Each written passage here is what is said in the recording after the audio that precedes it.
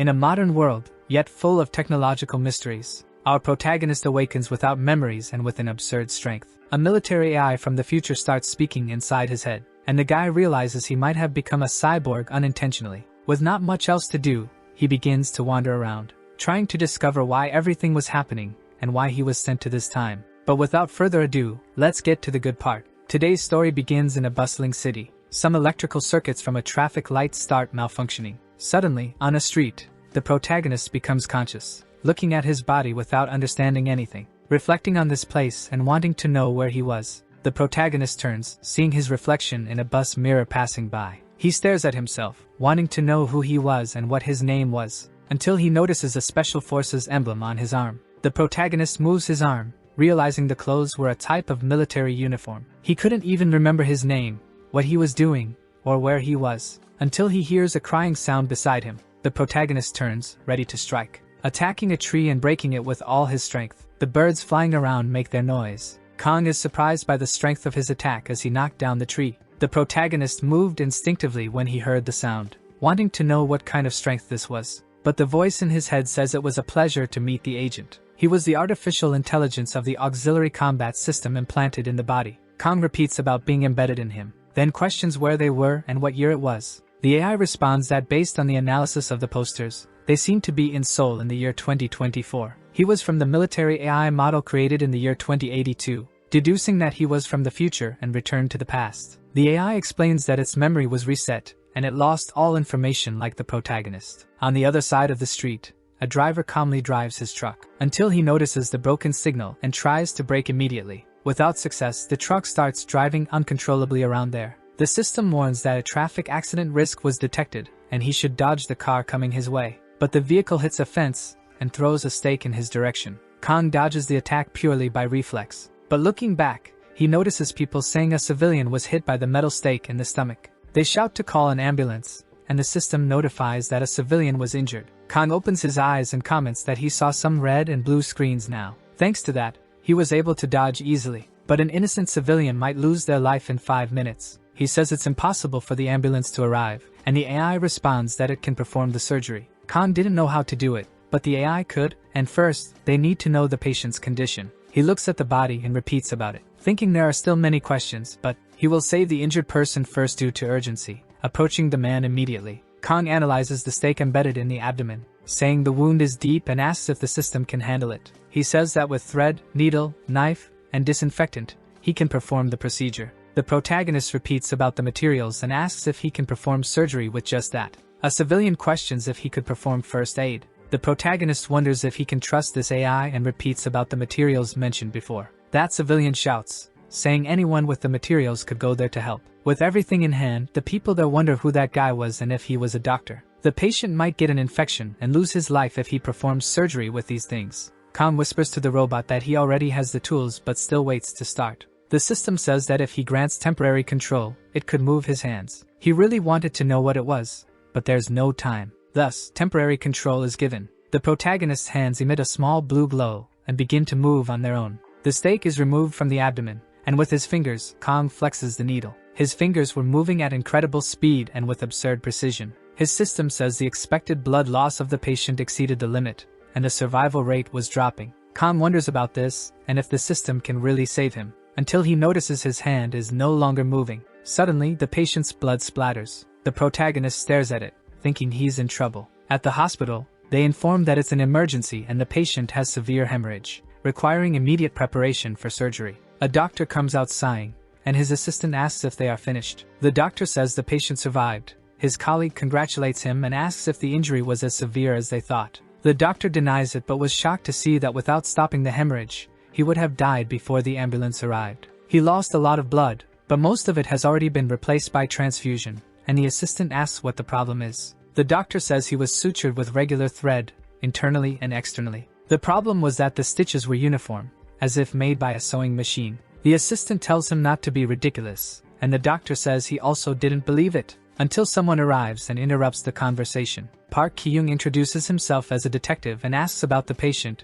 The doctor responds that he is stable, but he wants to know if it's true that the surgery was done in the middle of the street, and Young says he was also surprised. The citizen asked for a knife but used a box cutter, scaring the doctors. Jung asks if it was difficult, and the doctor confirms, impossible to do on the street. The human body cannot be cut precisely with a box cutter as in the reports. He had bent a needle from the sewing kit. Jung says the man left the location after the surgery. In a public bathroom on the other side of the city, Khan washes his hands and comments that he thought the system had given up, while the robot says it was its calculations. The protagonist asks about the memory loss, and the system says it was reset. Khan wants to know if the AI remembers his name, but it denies it. The protagonist says he will give it a name and asks what it is. The system responds that it is an AI of the implanted combat system. The young man says that shortening it would be John Ji-in. From now on, that would be the robot's name. Questioning why it wasn't responding, the AI informs that its name became John Ji-in. If he wanted to change it, he should say so, while the protagonist asks if it could be Black Fire Dragon,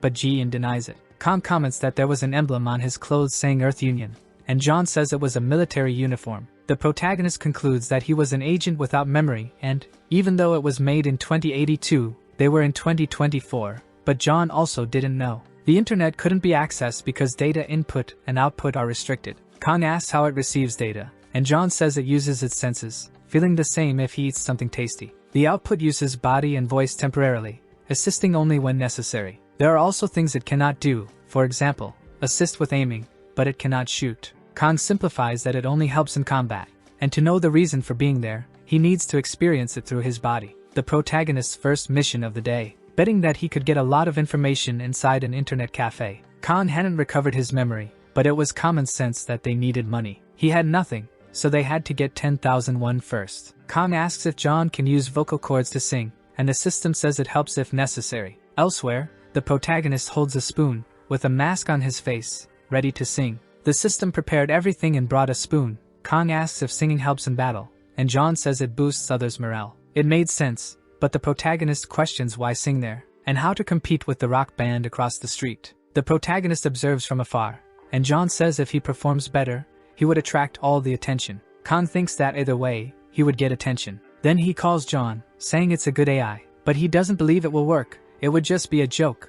The robot ignores him. A cardboard box is placed on the ground, and Khan moves to a different spot. He closes his eyes and begins to sing an almost perfect melody. Everyone admires the young man, commenting that it was their favorite song or that the chant was great. The protagonist wonders if the heartthrob pose is necessary, and John says engaging the audience is essential. People comment about the incredible singer without instruments, and decide to leave the band to see him. The band is shocked, and the audience is moved by Kang's melody. The protagonist sings his traditional Korean song, and wonders if it's really working. The audience wonders who the singer is and how he can use both low and high notes like that, as it's incredible. They notice he repeats the same verse because the song was collected today. The minimum funds for the operation were acquired with people putting money in the box. Khan congratulates the good work, and says they should leave, running while people asked him to sing one more. From afar, a blonde girl admires everything. She is enchanted by the protagonist's voice and appearance, until a customer informs Unseo that table 15 ordered ramen,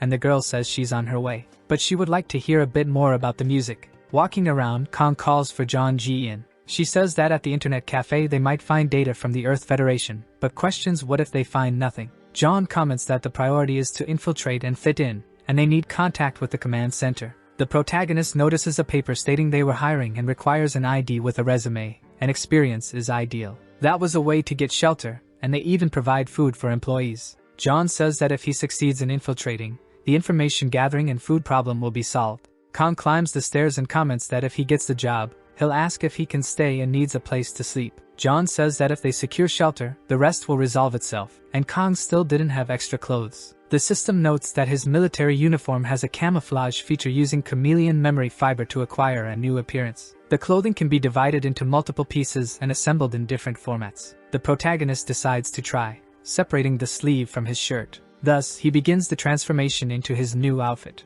The protagonist finally finishes what he had done, wearing a ridiculous red outfit this time. Khan comments that this outfit looks like the bands he saw earlier, and questions why John wasn't saying anything. Two other guys climb the stairs and comment that even with the internet cafe next door, he should dress better, until they notice the protagonist at the top, and both are completely shocked by the ugliness of that outfit. The protagonist stares at them and they pass by pretending he doesn't exist. Khan watches them climb in silence and comments that they didn't like his outfit, and John says it's possible. So the protagonist decides to try again and changes his outfit. With a normal outfit, he climbs the stairs and John says it was perfect because wearing a cap was excellent for an agent. Khan turns the doorknob of the internet cafe and enters the place. He looks from side to side and begins to scan. 96% of those present were playing online. Convenience stores had been checked along with their payment methods. The status of meals was checked along with suitable spaces for temporary residents. This place was great for his current situation. Within that calm environment, people play or watch videos while browsing the internet. The shop owner deduces that the protagonist was applying for the job, questioning if he doesn't have a resume or ID and was presumptuous. Then he informs that he can make the resume there, and should just bring the ID tomorrow, as he needs a replacement for the employee he lost. Hoping he is qualified for the job, the owner reflects that he is not bad. But it seemed he had come there just to sit and relax, and even with a handsome face, it seemed he only knows how to make instant noodles. Questioning if he knows how to use a frying pan and they work with food, so he should know the basics of cooking. John notifies that he has military kitchen tactical skills for soldier management. The protagonist says he can, and the shop owner asks him to make some fried rice. Khan walks into the kitchen and looks at a corner there. Jean identifies all the ingredients for the fried rice. Khan asks if she can do it, and should make it tasty, while Jean requests temporary control of the hands. The protagonist allows it, and thus they move the kitchen utensils. He opens the fridge and gathers the materials on the table, thinking that somehow his body was moving slightly as if remembering how to do it. The shop owner notices something in his kitchen, surprised to see the protagonist cooking. He thinks he was just going to reheat some frozen rice but was cooking from scratch. The protagonist prepares a perfect dish with each ingredient of his fried rice. That shop owner wonders how he was doing it so quickly. Khan hands over the dish saying it was ready, and the shop owner thinks he can't see his hands moving. And being fast was important, but if it's not tasty it will be useless, and he cooks so fast it must still be raw. Putting a bit on the spoon while informing he would taste it. As he puts the spoon in his mouth, he chews a bit. Khan wonders mentally if it was bad. The shop owner finishes chewing and digesting the food and then puts the spoon aside saying he can't handle it. Ordering a soju to be brought over until realizing it was an internet cafe. And for a second, he thought he was at his favorite bar, while Eun Seo approached, calling her uncle and asking what he was talking about. The shop owner introduces his niece, Cha Eun Seo, and says they should get along well. Cha Eun Seo says he was the guy singing outside earlier. The protagonist wonders how she knew that.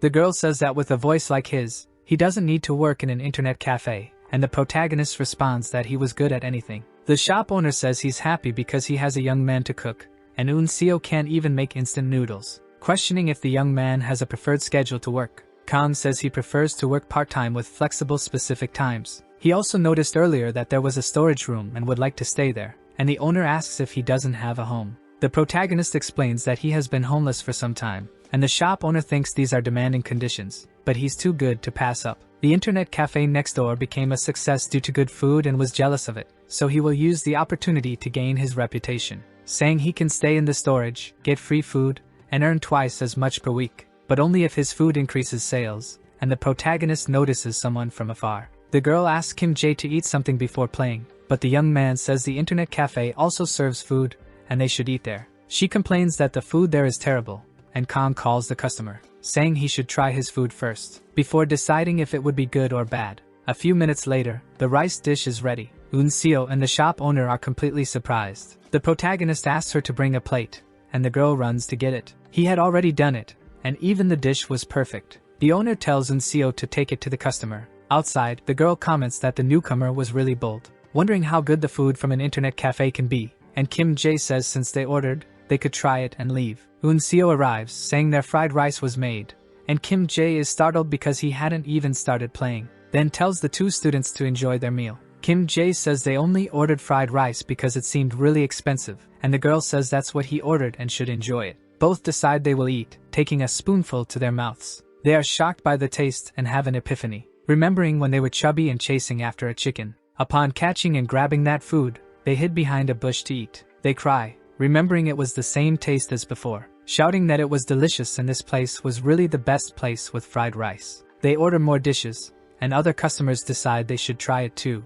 ordering 2 more, and a man from the other side orders 1. Eun Seo runs towards the kitchen. She announces they had 12 more orders of fried rice at once. The shop owner questions if the protagonist can handle it. Khan turns and calls for John, asking if she can make 12 meals taste good. Jean confirms because tactical field cooking was done on a large scale, and providing tasty food was important. Soldiers could feel demoralized if they ate bad food after risking themselves, and Khan says it was impressive and will give control. After about 3 hours from the start of the shift, the shop owner had his face full of money and asks what his name is. These sales in 3 hours had been incredible, and he will pay him double with no ulterior motives, but wants to know the name of his new employee. The protagonist introduces himself as Na Kangyan. That shop owner says he will clean the storage room for him and stock the ingredients, so he should keep up the good work. Jian questions if he remembered his real name, and the protagonist denies it and says it just came out reflexively and will use it until the real one comes to mind. The boss says they got more orders for fried rice, and he could handle it. A few minutes later on a PC, the protagonist says they found a place to stay, but to receive his payment, he needed an identity and questions if Jian can hack the database, and the robot confirms. Kong asks if she can do the same thing with the bank, but it was impossible because her abilities were local. The protagonist reclines in the chair, saying it was expected. Assuming they were infiltrating in 2024 for a secret mission, he questions if he can forge an identity. Jian confirms and asks for control of the protagonist's hands. The Korean government's database searches for similar information to his, and should keep his eyes open to collect visual information. The protagonist says he didn't need to complain anymore, until he noticed something, asking to wait a second and wanting to know what that was. Jian says an unknown error was detected and the information for Na Kangen was already registered. The fingerprints were the same with 100% accuracy. The protagonist wonders how this was possible, and it was from the Earth Federation of 2082, wondering if this federation existed in 2024 as well. Checking the information of the major countries, there was no result for the Earth Federation in 2024. Khan wonders if he exists simultaneously in 2024 and 2082. Jian says they have insufficient information to determine. The protagonist asks to look at his personal data and there must be some important clue. In the search result, the protagonist had nothing besides being a former member of the Specialized Administration Unit. Currently, it indicated he was unemployed. The protagonist looks back and Jian notifies that Unseo was approaching. The girl says he really types fast, asking if he also knows how to develop programs, and the protagonist says it was rude to spy on other monitors. Unseo says her uncle gave her his card to go to the market with Mr. Kong and they should go together. Outside, she comments that it was a relief to be able to leave after working for hours, and that Kong really cut things super fast and the protagonist thinks he just asked Jian to do it. She says he put all the heavy ingredients in a pot but was carrying it easily. His arms seemed totally made of iron. The girl says it was clear they weren't, and it was just a metaphor. But it was a waste to go out, and she wonders if they can go to her cafe. After all, they were talking about her uncle's card, until someone bumps into her. The girl is thrown into Kang's arms, and the men tell her to watch where she's going, if she doesn't want to lose her life, leaving the protagonist on alert. Jian warns about hostile targets detected, asking if he would like to switch to combat mode. Unseo interrupts the cold atmosphere and apologizes for that. She says she will be more careful from now on, and the gangster says she really got scared. His brother was losing all day, so he wasn't in a good mood, but it was okay and they should just go on their way. Jian says the target was leaving and the security mode was maintained. Khan just stares at this and they take the elevator to the 4th floor. He questions if the girl was okay and Unseo confirms but was just scared and ended up crying. Back at the cafe, the shop owner runs to them shouting that it was an emergency and was calling her. The internet suddenly went down and it was chaos there. She called support but they hadn't been there for a long time. Khan watches this with a serious expression, wondering if they could have been tracked by a hacker when they accessed government data, but Jian says it was useless in 2024. In that case, they need to access the base from there and Khan questions where the server was. He will try to fix it based on what he knows.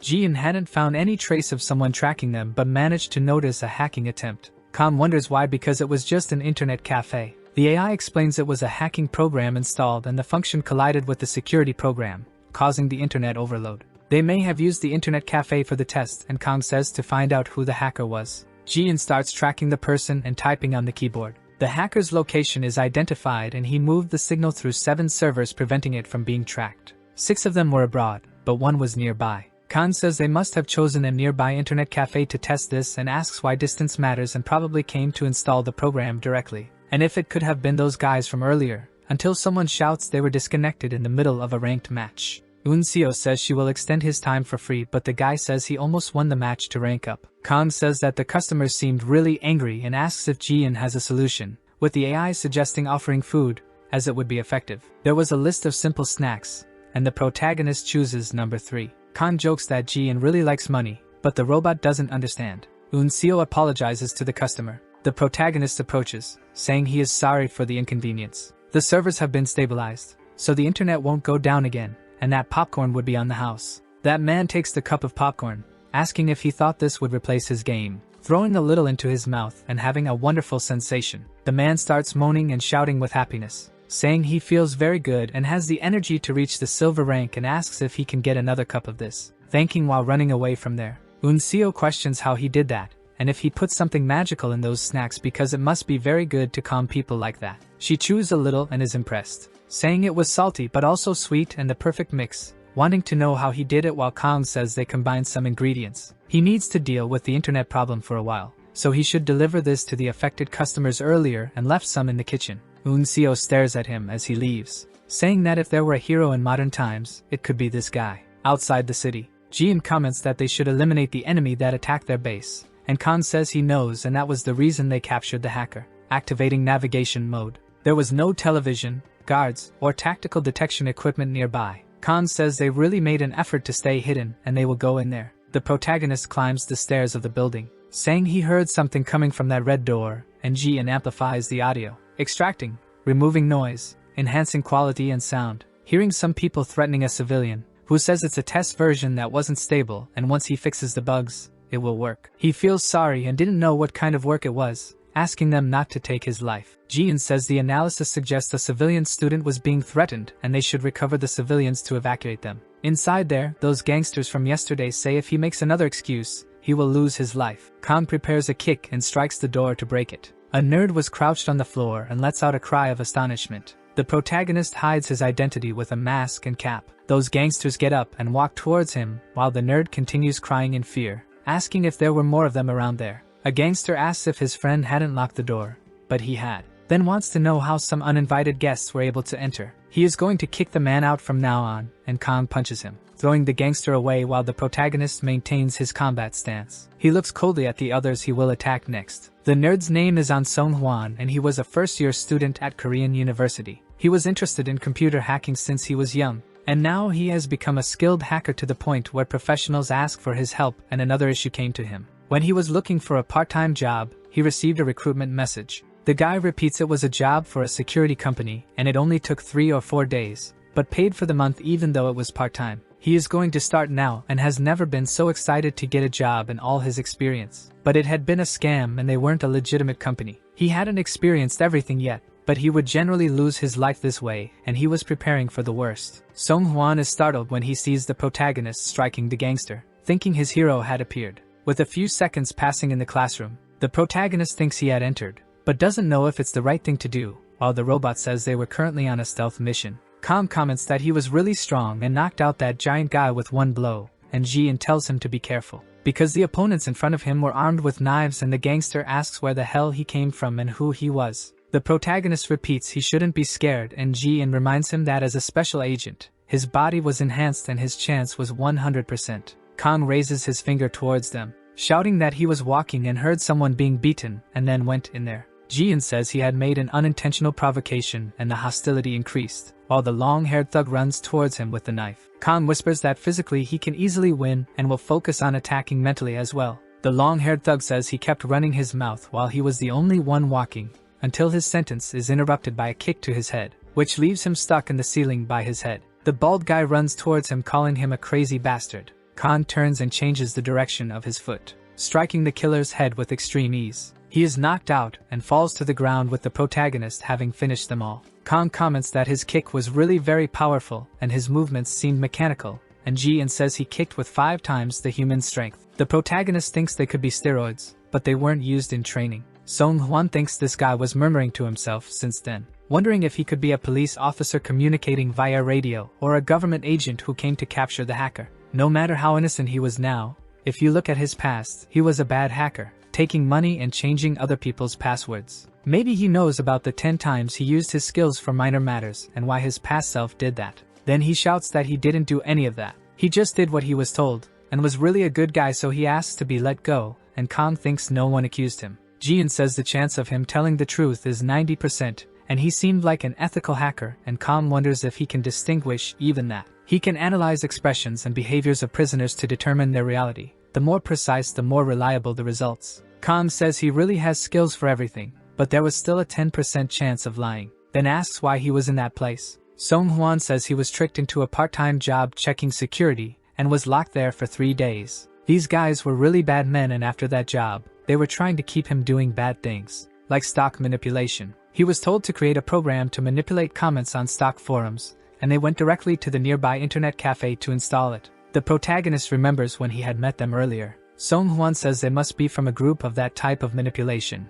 There was probably someone behind them, so they must be hired. Since they were targeting his temporary base, at least he was safe for now, but can't let them go and has to deal with whoever was behind him. Then he tells him to call the police and say he was kidnapped, because when they come just tell them everything that happened. Song Hwan questions if he won't get in trouble, and Kang complains about being called old, asking if he even knows what his face looked like, but the nerd says no. Khan says he was just someone who saved him when he was passing by and heard someone came and beat him, so he helped. And now he's going to leave, asking if he should wait for the police. The nerd denies it for that reason, but questions if he can hit them a little too, and he could say it was self-defense. The protagonist says they won't wake up and he can do it with confidence. Song Hwan prepares his fist and advances to the thief, trying to hit his head, but the bald man suddenly wakes up. He screams as loud as he can, scaring even Kang. The police cars arrive at that location. Those officers question if they were beaten. They were still alive and question Song Hwan about what was happening there. The nerd says those bastards locked him up for 3 days and beat him until he made a program to manipulate stock forums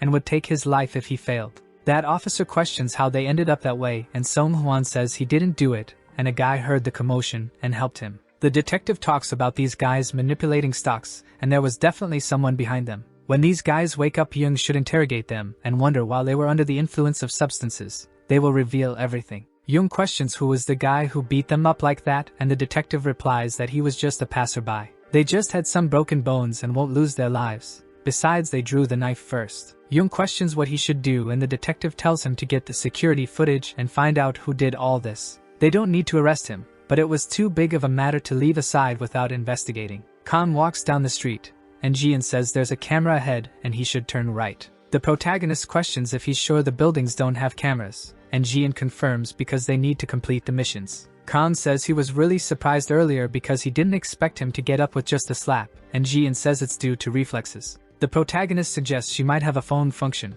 but the AI wasn't capable of that. So the young man decides to get a cell phone, but since he doesn't have money, he's going to his temporary home. 3 days have passed since the incident. The day after retreating from the civil hacker, he went to the address to get information about him. But it was just an empty swamp in the province of Gangwon. There were only rumors that they burned down the whole house. Wondering who he was and what kind of place this was where he was, and if he was really communicating with the future or if it was a human from the future who came back to the past. With not much information to gather, he has no choice but to return empty-handed and full of questions. Back at the internet cafe, they had found peace, and business grew more and more. Along with the part-time work alongside Eun Seo, the internet cafe had become famous thanks to influencers, and especially recipes that were only sold while he was at the internet cafe. When he leaves, these dishes aren't sold. It was a random sales method that had an unexpected effect, and the internet cafe started gathering customers even without him there. Some only came because of the food, but most stayed using the internet cafe for at least an hour or two.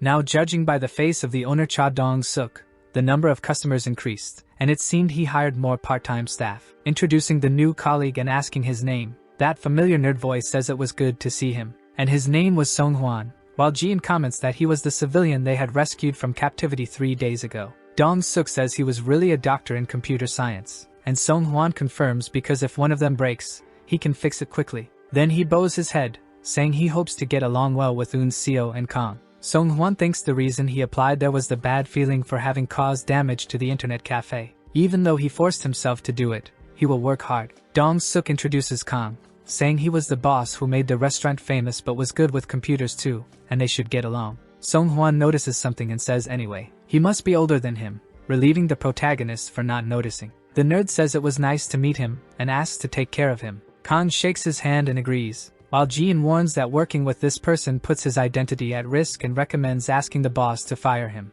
The protagonist wonders how he could do that while calling him Hyung and says he will work hard with the nerd. In a market, they evaluate today's list to confirm. All purchases were completed, and the recipe had been securely stored as well. The protagonist says Jian seems really tough when it comes to food and money, and the robot says money control was essential for the agent and the success of the mission. Khan says it was good and avoids detection, but honestly, it would be nice to enjoy and eat. Suddenly, a fire alarm goes off. The protagonist looks at the street, which was apparently normal, saying that Jian was planning to malfunction on purpose to change the subject, but the robot says no. Khan decides to keep walking because there's nothing wrong, but an explosion happens suddenly. He is confused while the people around him run in the opposite direction of the fire. The young man wonders if that was really a fire. His body was equipped with a combat support artificial intelligence. He has increased agility in his eyes, and an additional module in his ears, besides his legs enhanced with strength. This level of fire was something he could end with a chance, preparing a strange stance while shouting that it was a fire-suppressing burst. But nothing happens, and he just looks like a man.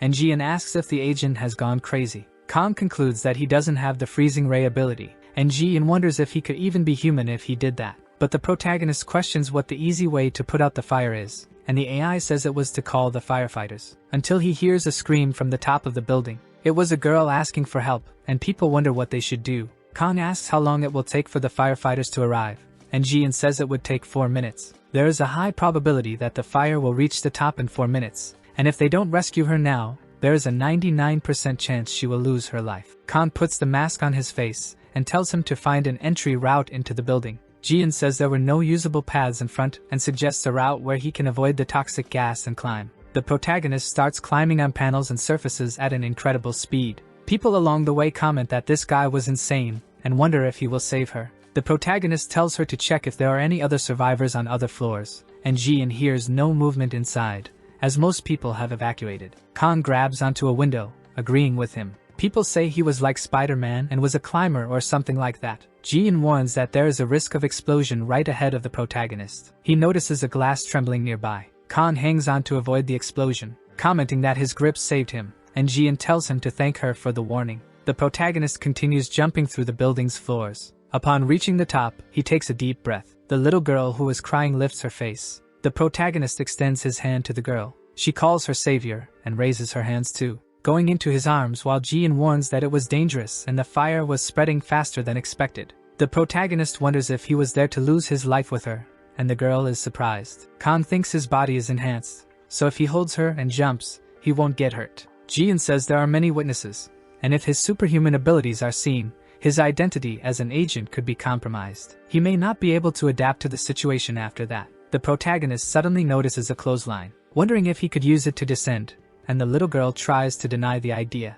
Jian says the lower part of the building was engulfed in flames, and any direction was unsafe from now on. Khan takes the clothes and says it was a bit crazy, but he will tie the line to another building and walk across it, and the girl says she really can't do that, and asks if he was crazy to walk at that height, while the protagonist says he will handle the actions and Jian should assist with balance. When he connects the line, he could throw himself and will adjust the movements in detail, and the protagonist asks if he can't use his hand from the start. Jian says throwing actions were similar to attacking, and that was beyond her reach, and the protagonist says she can cook but doesn't do something like that. The AI says he was correct and should do it himself, but he would do it anyway and swings the rope in the air a few times. The rope is thrown far and catches on the ladder of another building. The protagonist says it was good and he could go, while the girl cries, saying she can't do it. She screams when Khan grabs her because she thought he would throw her off the building. People outside wonder if he will really cross like that and should stack something underneath him. The girl asks to be saved while screaming for her mother, but the protagonist tells her to stay still and not move, because at this height,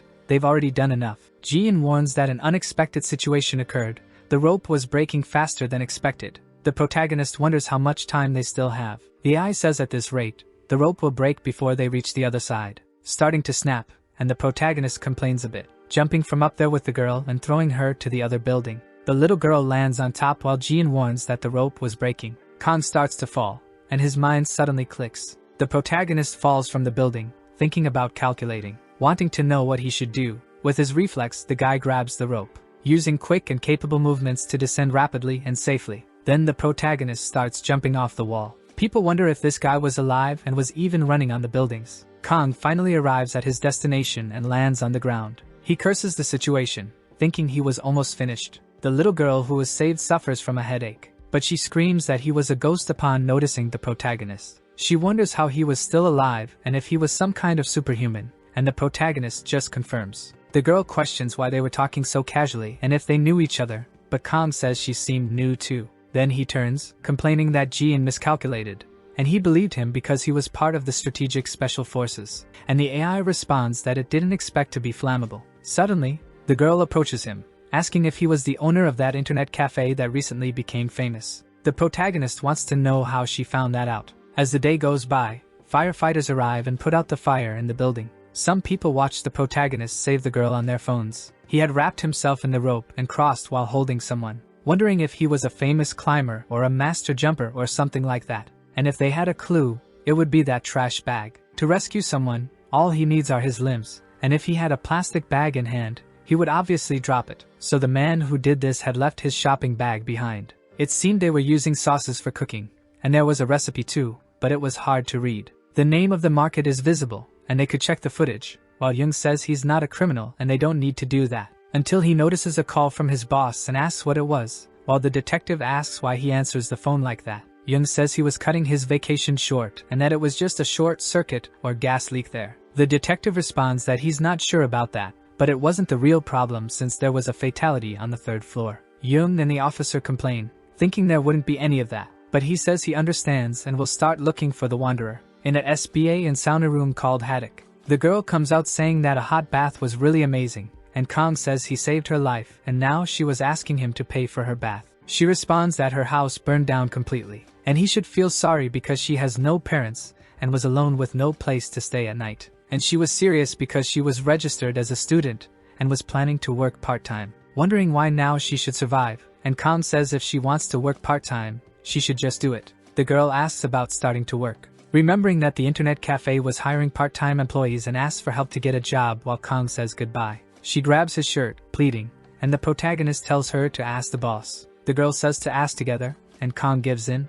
But anyway, he wants to know how she managed to recognize him, and she says she goes to the internet cafe all the time. She is a popular game streamer and doesn't have a computer at home, so she streams there. The protagonist wonders if she really thinks she's popular and good at games, but the girl denies everything. At the internet cafe, Unseo calls for the protagonist, asking why he was arriving so late, but she notices the girl, and she introduces herself as Ariam. Unseo asks why he went to buy sauce but came back empty-handed, and the protagonist says he lost it while watching the fire. She jokes that he must have been so excited that he forgot, and probably someone took it, so Kang tells her to deduct it from his pay. Suddenly, Jian calls for his agent. Analyzing the visual data he gathered, there's a high chance many people filmed the fire incident. He could check articles on the internet to gather information, and he even found footage of the scene with news on a famous site. Based on their reactions, it was spreading quickly online, and Kang says there's no problem, and Jian will delete all videos. But the AI doesn't have those hacking abilities because it's a combat AI, and that hacking event was just for identity manipulation. She has military-grade defensive skills, but since she doesn't have attack capabilities now, she can't show him. Jung finds himself in front of the internet cafe, saying there was a rope master at the internet cafe. Inside a room, Jian warns that he failed to find any information about the Earth Alliance again today. Kang says he was wondering if there was something connected with the year 2082 but thinks not, and there's a possibility they are hiding from them. He confirmed several messages about people coming from the future, but none of them are believable. The protagonist says it was indeed 2024, but Jian explains that his existence couldn't be explained with that technology. Kang reflects that no matter how much he looks at it, it would be strange, but he still wants to know what happened at the construction site yesterday. Jian only mentions that a person lost their life in that incident. The protagonist wonders if they lost someone and if it was his fault, but Jian completely denies it, because the deceased was found in the room he passed while climbing the construction yesterday, and the protagonist asks if he didn't see him.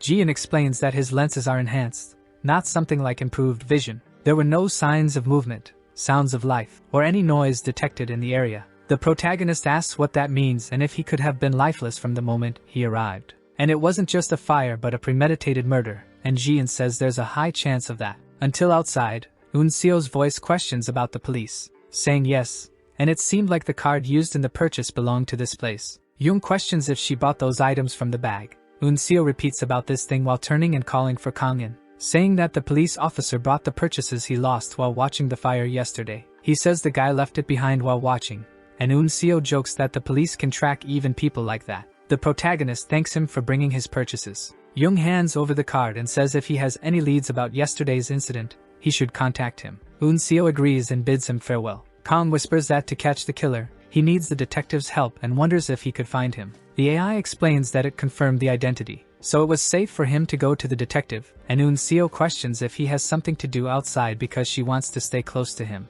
Kang agrees after an instruction from Ji-in. Eun-seo wonders if they could work together today, but the protagonist declines since he has things to do outside. The girl is puzzled for a few seconds, but says he is really hard to understand. At the Seoul police station, in the detective department, Young says he is the owner of the bag from earlier, and the protagonist confirms. The detective tries to joke that he shouldn't do something like that just for returning a lost item. Khan says he didn't come for that, leaving the officer puzzled. The protagonist mentions that in yesterday's incident, he thought it was an attempted murder. Young says that since there was a fatality, it was a normal suspicion, but Khan explains there's a high chance of that. The detective questions if he has evidence because when a random civilian makes guesses, it complicates the investigation. Khan says he didn't see anyone moving in the room while he was climbing the rope, leaving the detective completely shocked after realizing what was said, saying that he was the rope master seen yesterday, and wants to know why he hadn't spoken earlier, and Kang responds that it was because they hadn't asked about it. Young says he climbed like Spider-Man and carried someone on the rope to cross away from there.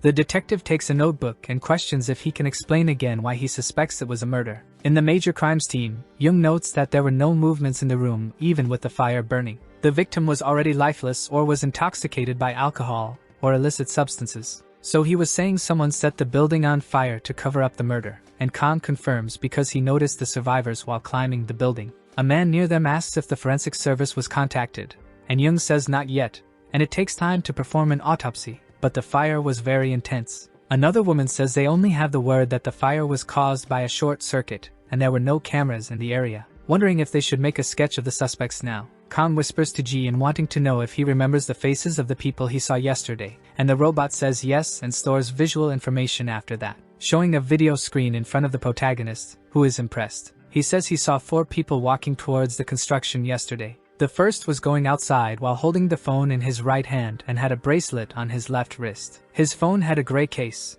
and his shirt was white, leaving Young impressed by his description. The protagonist thinks he was describing this in front of him. Then he begins to describe the second and third person. Jung questions if he can help create a portrait and suggests doing it before the memory fades. But his portrait artist was out for a moment, and if he wants, he can wait a bit, but Kam says he will draw it. And he was somewhat decent at drawing, thinking Ji-in was really good at it. The protagonist prepares his pen and places it in front of the paper, asking if Ji-in can capture the 3 suspects and project them in his vision and zoom in a bit. People notice the protagonist murmuring to himself, and it seemed a bit strange. Khan says he can now draw each of them, starting to scribble on the paper and taking a few minutes to finish. He gathers the information and says everything is ready, showing the drawing to the others while they wonder if the protagonist was joking. He crumples the paper and says he just took a small break. The protagonist starts thinking while drawing, saying Ji-in should draw this, while the robot says it can only move with temporary control. The detective in the white shirt questions if he really couldn't draw,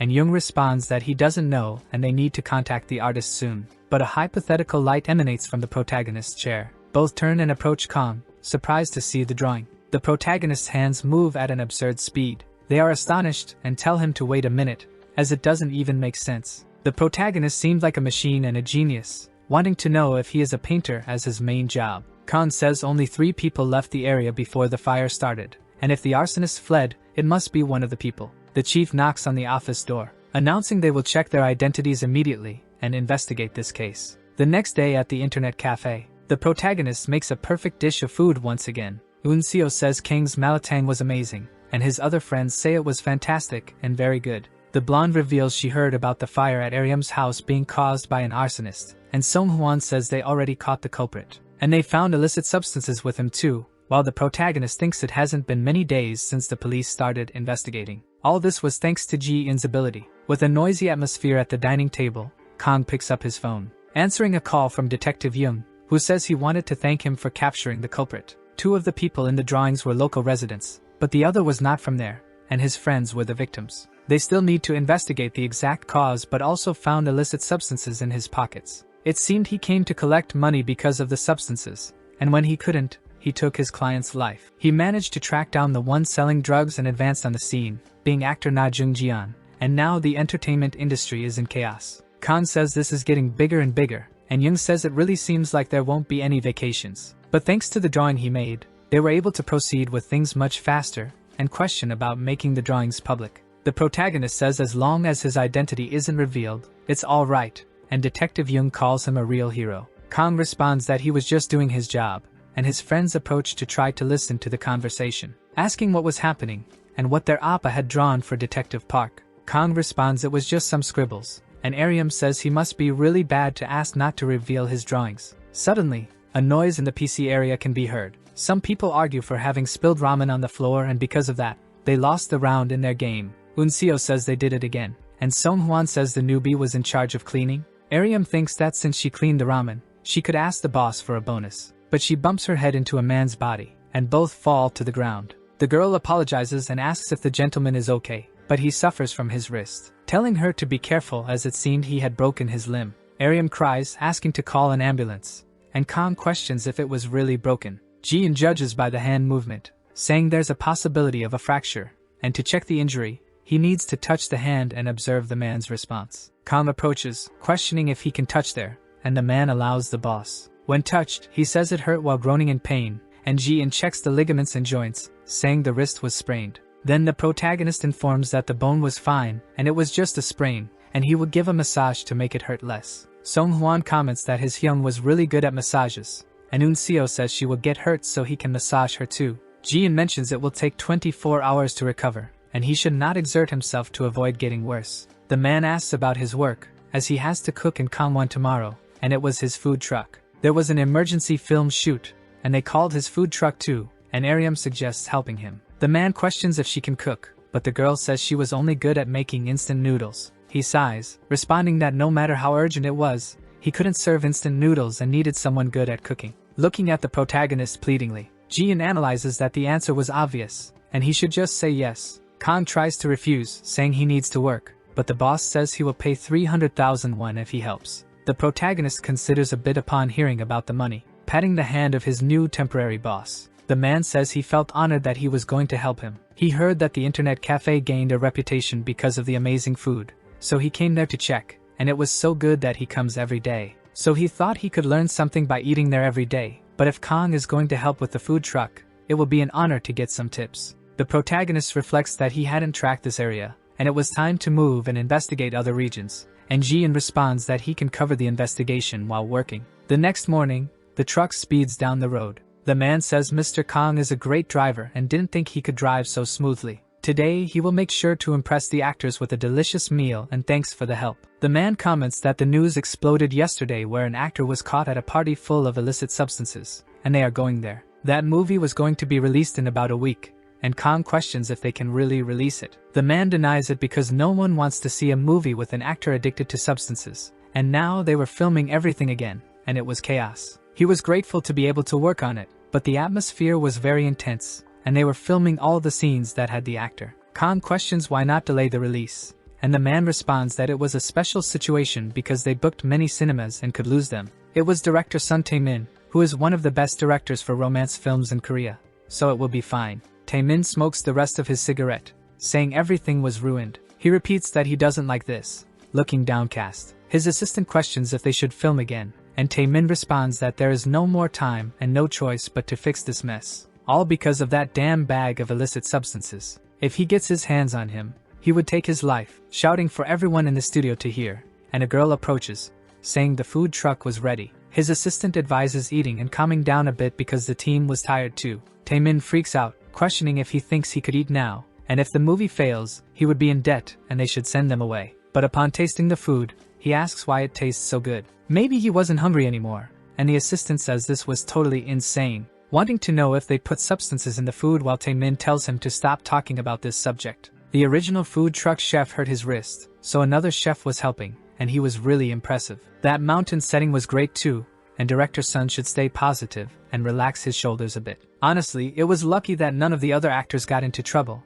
but suddenly a voice shouts Tae-min, warning that there was an accident. They both turn shocked at the bad luck. Shinun-ha says the stuntman hurt his ankle while filming. Something falls to the ground, and people run to the stuntman. He apologizes to the director, and says he should have been more careful. The director orders to call 119 and questions if there was anyone there who could provide first aid. But seeing that there was no one, he thinks it was over. cursing the world while the truck chef says this movie was cursed, and questions if Kang-in could handle something like this since he managed to fix his wrist earlier. The protagonist wonders if the man's ankle wasn't sprained and approaches the stuntman, telling him to take a look at his injury. Kang says he will only provide first aid, but he needs to send him to the hospital immediately, and Tae-min agrees. The protagonist calls Eun-ha a team member, leaving the girl confused. He asks if she could bring a compression bandage. Tae-min asks her to quickly get it, and the girl agrees, walking while thinking about what he called her. Eun-ha was an actress, although a supporting one. She hands over the bandages, and the protagonist thanks her, leaving the girl sulking in the corner. Surprised when the treatment ends, Ji-eun says the injured actor had a severe sprain in his ankle, but it wasn't as bad as they had described. Eun-ha asks if everything is okay, and the stuntman confirms, because it hurt a lot when he got injured, but now he feels his bones are in place, and he's fine and feels he can walk. But the protagonist says filming is still impossible. He had finished the temporary treatment, but it will be difficult to walk until he's fully recovered, and the assistant is surprised, saying they could just call another stuntman for this situation. Tae-min questions how they will find someone with a body and face similar to Kim Yoo-chan and bring him to the middle of the mountains. And when he arrives, they will have already missed the release date and will go bankrupt. Kim Yoo-chan says he can film the action scenes himself. The director says he's fragile, and if he injures his ankle, they're finished, and the whole movie would be doomed. Maybe they can film his face with a mask and sunglasses, and maybe that will work. Wondering if God can help in this torment because he doesn't mind paying double or triple. Kang just warns that the person sent by the heavens had arrived. He was just joking but needs to think if he can do it. Eun-ha says there's no chance because no matter how desperate they are, it wouldn't work because he's just an ordinary boss. Tae-min tells them to wait a minute, unable to hear. But now that he thinks about it, he really did look a bit like Kim Yoo-chan. Tae-min asks if he has any physical skills, and the protagonist confirms. The director wants to know if he could help a little because they would just apply some makeup, and he can fix it with CGI. It was a triple payment for this, and the director orders to start filming immediately while Eun-ha and the assistant think they're finished. The scene where they were filming, Kim Yoo-chan, who was the male protagonist, saves his supporting actress, Shin Eun-ha. The original villain in this scene was the author who was a substance user, and that's why they were filming everything again. Asking him to listen carefully and stay with the actor to practice a bit because he's going outside to smoke some cigarettes. Kim Yoo-chan guides the protagonist, saying that here he swings his arm and hits the chin along with a knee strike. Kang questions if it won't look strange if all the movements are planned, and the supporting actors say it's true, but it's a simple choreography. Ji-eun explains they didn't need to film that way because he has some skills used for training manuals and requires practical movements, saying that instead, the three could attack as if it were real. They should act as if they want to fight him, and he will handle it appropriately to make it look more realistic on camera. Eun-ha hears the lines about it only working if the movie does well, and the success depends on them. Thinking about what he knows about filming because he doesn't know what he's talking about, Kang approaches director Tae-min, asking if he could film in one go without cuts. He was planning to go straight to action, and that way, they will save a lot of time, and Tae-min says if he can do it, it would be amazing, but it wasn't possible. Kang tells him to trust him because it was the power of a triple payment, then warns that he will go straight this way without any interruptions. Tae-min is shocked by this but opens a slightly hesitant smile, thinking that his director's instinct was telling him he was a trustworthy person. The filming begins, and Eun-ha lets out a scream, asking for help while the villains approach in that scene. They say they will torment her, and she must give everything she has. The protagonist suddenly kicks the door. He jumps from side to side while the villains wonder how this guy found them. The villains reflect that he told them to attack for real, but they still had to act as if they were fighting. One of the actors runs towards him. Ji-eun says he would guide him to where he could dodge. He would mark the punches in advance, telling the protagonist to go left, and thus he dodges the blow. Another villain advances and Kang goes to the right. His body was reacting before the instruction came. Ji-eun says that at this point, he can grab the opponent by the collar to get the best camera angle. The protagonist holds there, and the villain thinks this wasn't in the script. Kang throws him up and strikes his body consecutively. Then he advances towards the hooded villain. He asks to just continue with the script while screaming in fear. Kang hits his head with all his strength. The last villain wonders if this was in the script, and wants to know why the director wasn't calling for a cut since he doesn't care anymore. Then he advances towards him while screaming and tries a punch that the protagonist dodges, showing his defined abdomen as he gets up with a sit-up, striking the villain's head and kicking him up right after. The protagonist grabs a baton and hits him one last time. From director Tae-min and his assistant, Eun-ha, Kim Yoo-chan, and the other villains, they were all shocked and mentally calling the protagonist a crazy bastard. The protagonist walks towards Eun-ha. He says he came to save her, The girl stammers a bit and asks if he will let her live while thinking this wasn't her script. The assistant cuts the scene with his clapperboard. He denies it, saying he told him to act as if he was hitting and not to hit for real, and after this incident, everyone would go to the hospital. Taemin thinks he was too blind to film the movie and wonders what he did, saying he should have stopped him, while a villain gets up and calls Mr. Nagang. Taemin is completely surprised that he got up. The villains question what he did because they were shocked since they weren't hurt even though they were hit. Honestly, they were scared because it seemed like he was really hitting them and want to know how he did it. Taemin wonders what they were talking about and if they were saying he didn't hit them, and the assistant calls for Kang, asking why he was hitting people for real and told him to act, and about the people he had hurt, but the three villains respond that they were completely fine. The assistant is puzzled upon hearing this, asking if they were all sure about it, and the villain replies that he doesn't know how, but one thing was certain. It was like a cushion or something, and it felt more like sliding than hitting. The assistant asks how, and the protagonist responds that it was exactly that. It was like sliding sideways on a cliff ski. The man turns to actor Kim, as he had been hit in the neck and even flew, questioning if he was hurt. But he replies that he wasn't hit, and just dodged his neck, and most of the problem was just the surprise. The assistant says his camera clearly filmed him being beaten, but they weren't feeling pain. But the director puts his hand on his shoulder, saying they can wrap up for the day. He laughs, saying he knew it, and that's why he didn't stop filming all this time. Now they must quickly review the footage and check if they captured it correctly. A few minutes later, they say it was better than expected, and even the expression when he was grabbed was perfect. Kim Yoo-chan says all the action was perfectly captured, and it was expected from the director, while another man says instead of saying he did well, they say it like this. But this actor was calculating the camera positions and moving with them. He just followed with the camera,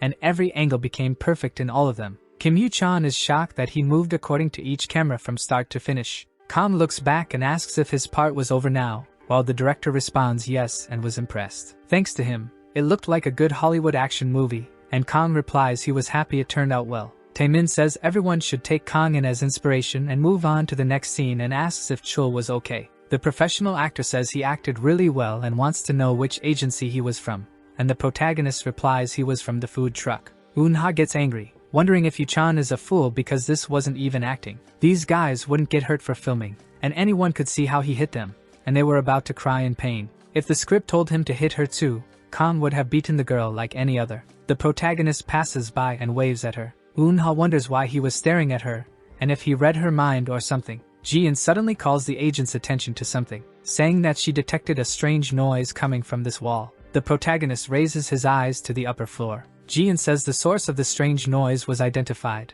and in a few moments, the debris will fall. When this structure breaks, the fragments will fly at the actors, and Kang thinks it was a sudden collapse. It would occur in 5 seconds, and the protagonist starts to move. Kang grabs Yi-chul's shirt, throwing him away while the actor asks what was happening. Eun-ha freaks out as there were only 3 seconds left. She asks to be saved, and the protagonist holds her in his arms, advancing with a stick in hand. At the mark of just 1 second, the other people in the studio wonder what was happening because the front part of the studio was collapsing. Kang manages to deflect some debris with his stick. Eun-ha calls for her mother and asks to be saved while crying. The protagonist mentally tells her to be quiet and keeps hitting. Ji-in gives him a warning, because the structure would collapse on a large scale. With the smoke starting to dissipate, Taemin and all the other actors were completely stunned. They ask if Shin Eun-ha was okay, and please, she should say the answer was yes. The girl was collapsed in the protagonist's arms. She gradually regains consciousness, screaming to be saved while Kang responds that the girl was still alive, questioning if she was very surprised, and the girl screams a few more times, because he had thrown Yoo-chan,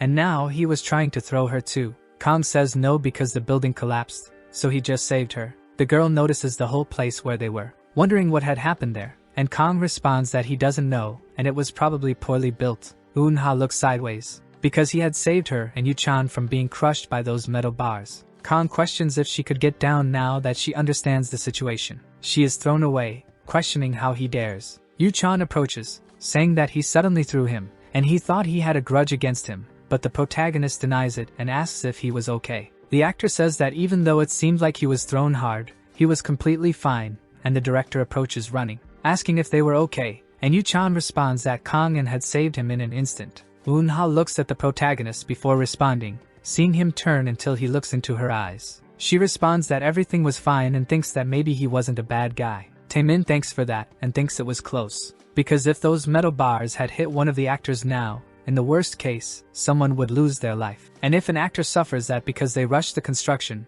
especially with the substance scandal, their movie would be ruined. So Kang-in was their real superhero. The assistant calls for Tae-min and says they need to fix the studio, and the director responds wanting to know if it collapses again after the changes. A cameraman says they managed to capture the scene perfectly, and the two question what that means. He explains that he rolled the camera behind the scenes and managed to capture everything on tape, and they were lucky for that. Seeing the recording of Kang running with Eun-ha on his back and deflecting the beams to save the girl. Everyone is incredulous while watching it. Tae-min questions how he filmed that, causing confusion over who filmed it. They celebrate because it looked like a Hollywood movie, and they got a scene like that without even planning it. Tae-min says this will be huge and it was the birth of an iconic scene while the assistant apologizes, but it would ruin his party. This scene was too good to just throw away, but it was still an accident and not a planned scene. Questioning what would happen if people found out it was a real accident, and Tae-min responds that they would be very hated. But no one got hurt, and they can use this to boost the movie, and if a problem like this arises, their lawyers could handle it. The assistant questions if Kang-in, who is in the footage, asks not to use it. Tae-min runs towards his savior, calling his name. Then he questions about the recent accident, first expressing his gratitude for saving his actors. Ji-in mentally notes that rescuing civilians was part of her mission, and Kang responds that he just did what needed to be done. Tae-min asks about the scene where he rescued them, as they accidentally filmed it, and it looked great, suggesting they could use it in the movie. He even offers to credit him in the final scene. But Ji-in says it could interfere with the mission if her identity is exposed, though the director offers more money. She changes her mind, and Kang agrees to let them use his image in the film. The manager approaches Eun-ha and asks if she is okay, as she seemed really down earlier, and the girl confirms. Looking to her side where Kang is standing, she notices a scratch on his back, asking if he got hurt because his back was scratched, and Kang says it was just his fragile clothes. Eun-ha thinks she was almost crushed by a metal bar, but he saved everyone, without even getting a scratch, which was really impressive. Blushing, she thanks the protagonist, and Kang says he was just doing his job. The girl shouts that she wasn't a crew member but an actress, and the protagonist replies that it was a joke. But since his work was done, he will return to the food truck, and Tae-min agrees while thanking him once more, saying the food there was also amazing, and he seemed young but talented. Eun-ha asks where he usually works, and the assistant replies that it's at an internet cafe. The girl asks if he won't return after helping them today, and Tae-min says he will ask him to help tomorrow and the day after as well. With this guy helping, the movie would be the best action film, and Eun-ha calls for the director, because her movie was a romantic comedy instead of action. Tae-min responds that the genre doesn't matter. If they cut all scenes with that and replace them with action, they will solve all the problems piling up in front of them. The assistant says they are running out of time and will hire a stunt double quickly, and Tae-min questions why bother with this pointless effort. He just saw Kang-in calculating all movements in real time, and the assistant agrees. Tae-min says time is what they desperately need, and no one can solve this except Kang. No acting license was needed anyway, as Kang was much better than Kim Yoo-chan earlier. The assistant questions about the food, as he heard Kang-in only came to replace the chef because of his injury. Tae-min responds that there's no need to talk anymore and will handle this problem himself, running while calling Kang-in to start, and the assistant wonders if the movie will turn out okay. Outside, the protagonist comments that this place seemed fine and suddenly collapsed, in the middle of filming and where an actor was, which was a bit suspicious. Ji-in analyzes the visual data and estimates it might have been intentional damage done before the collapse. Kang says he thought the same, and someone set this up beforehand, while Ji-in notes that several metals went towards Eun-ha, and it could be someone after her role. Someone was targeting the actress or even the film itself, wanting it to fail. Tae-min runs to the protagonist, asking if they can talk for a moment, holding his hand and begging to save his film. The director explains the whole situation of the film, and Ji-in says the geography of the area was identical to her data, and the information value was very low, while Kang says he has to work in Seoul and can't keep going there. Tae-min says starting tomorrow, they will move all additional filming to Seoul. Kang tries to say he also needs to work, but the director responds that he doesn't need to worry as he only needs to go during the current filming. He will ensure the payment is solid, and the company wasn't in a position to save money now, while Ji-in advises him to accept. The protagonist agrees, asking to read the script, and the negotiation takes place. Sun Tae-min, who had slowed down due to his frustration, regained his speed and showed his talent when Kang-in appeared. Although all additional scenes filmed in the collapsed field were cancelled, the best scenario began to take shape. In the morning, the actors and team were advancing to film, and in the afternoon, thanks to Kang-in's effect, the atmosphere was calm and light. A car approaches the drift area. Manager Kim from Ticho Entertainment runs towards the studio, calling out director Sun Tae-min's name, and asks him to please save them, since if they release the film in its original form, they will become nothing, and the film will be horrible, besides getting into trouble. He knows they can't delay the release date, and his company has already secured most of the theaters using their resources. Tae-min tells him to just trust him as he will solve all their problems,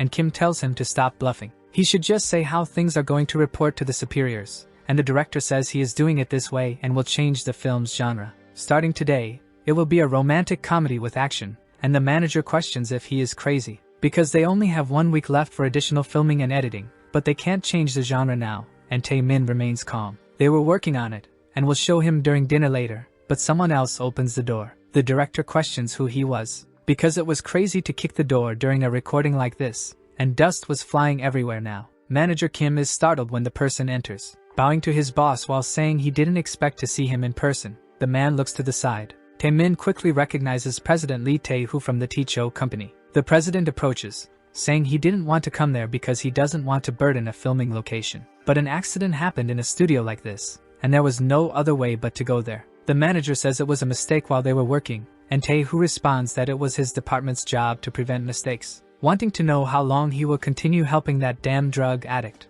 A little girl runs into the studio. She asks if her dad was angry, being Lee Min-ji, Tae-hoo's daughter and a child actress. Min-ji says she heard his angry voice, so she followed him, and Tae-hoo responds that he wasn't angry, but it was noisy there, so he had to speak loudly. The director goes to talk to the little girl, and she treats him well. Tae-hoo questions if the director can finish all filming and editing in a week and give a clear answer. He confirms and will do better than the original. The president says it was expected from a veteran Chung Muro director who does a great job. Tae-min mentions someone named Kang In who is incredible at fighting and has Hollywood-level skills for action scenes, so they can save the film. The president says if the director says so, he must be very impressive, and it seemed like he recruited him in a hurry, showing where the guy was while walking out of the studio. Tae-min points to the food truck. A light illuminates the president's face as he looks at the protagonist. He was wearing a mask on his face while turning a perfect pot of rice. Tae-hoo says then the master of fried rice was the martial arts director Na Kang-in. Tae-min confirms, and the president questions why he was cooking,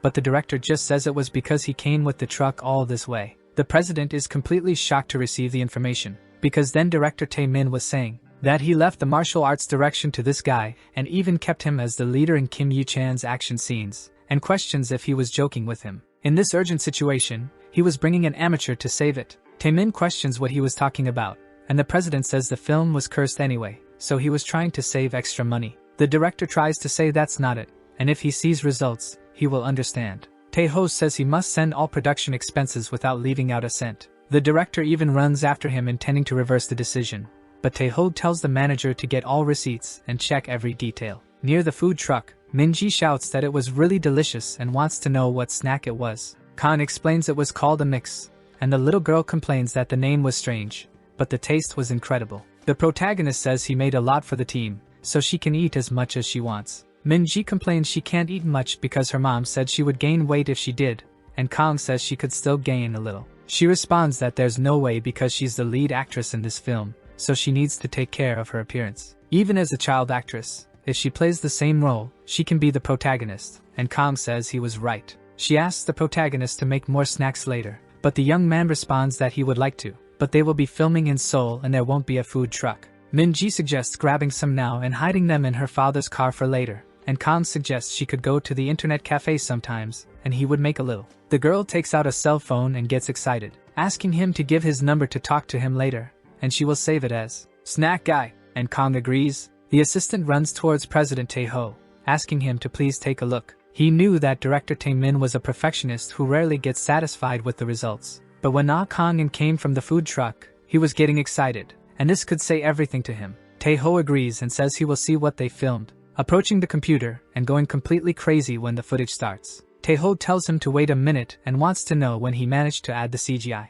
and even added choreography scenes for him to be able to film that. Tae-min responds that they didn't have time for any CGI, and it was the normal footage without editing, and he didn't do it alone. The actor calculated every angle where he could be captured on camera and was moving accordingly, and Tae-hoo is incredulous about it, saying that an amateur coming from the food truck managed to film in one take without any pause, and he managed to calculate where the lights would fall. The director confirms because the construction had collapsed but not Kang and saved them in the moment of crisis. Taeho says he should apologize to director Sun for his earlier comments. He felt sorry for the misunderstanding, but Tae-min responds that he understands, and if he hadn't seen the footage, he would have thought it was just idiotic for that. Both decide to go thank the food guy. Kang finishes cooking a little more snacks. Taeho approaches and says hello to him. The protagonist says he just did it, but the president says he wasn't there for the snacks. He introduces himself as President Lee Taeho of the investment company Ticho, and it seemed he saved the film, so he came to thank him personally. Kang says he was just doing his job and mostly for money. The president comments on his martial arts and asks what the food was. The protagonist responds that it was sweet popcorn and he should give it a try. Taeho thinks he ate a lot during his military service and really didn't like it but has to thank Mr. Kang, becoming completely shocked when he tastes the food. He shouts that it was unbelievable and tasted like a pancake with a very magical flavor. His daughter would absolutely love something like that, and Kang says Min-ji had already come and taken some. The president says he hopes his daughter thanked him properly, calling Min-ji to eat snacks with her father, but the girl wasn't nearby. The president wonders where his daughter went, and Kang is surprised, questioning Ji and where Min-ji was. The system responds that it couldn't locate her in the recorded footage, wondering if she could be inside the building, but there was no sign of Min-ji nearby. The young man's phone rings with the little girl calling. He decides to answer, and the president questions how he knew his daughter's number, so Kang explains he got the number earlier, answering and saying hello, but his mood becomes tense. Taeho approaches calling for Mr. Nakangyan,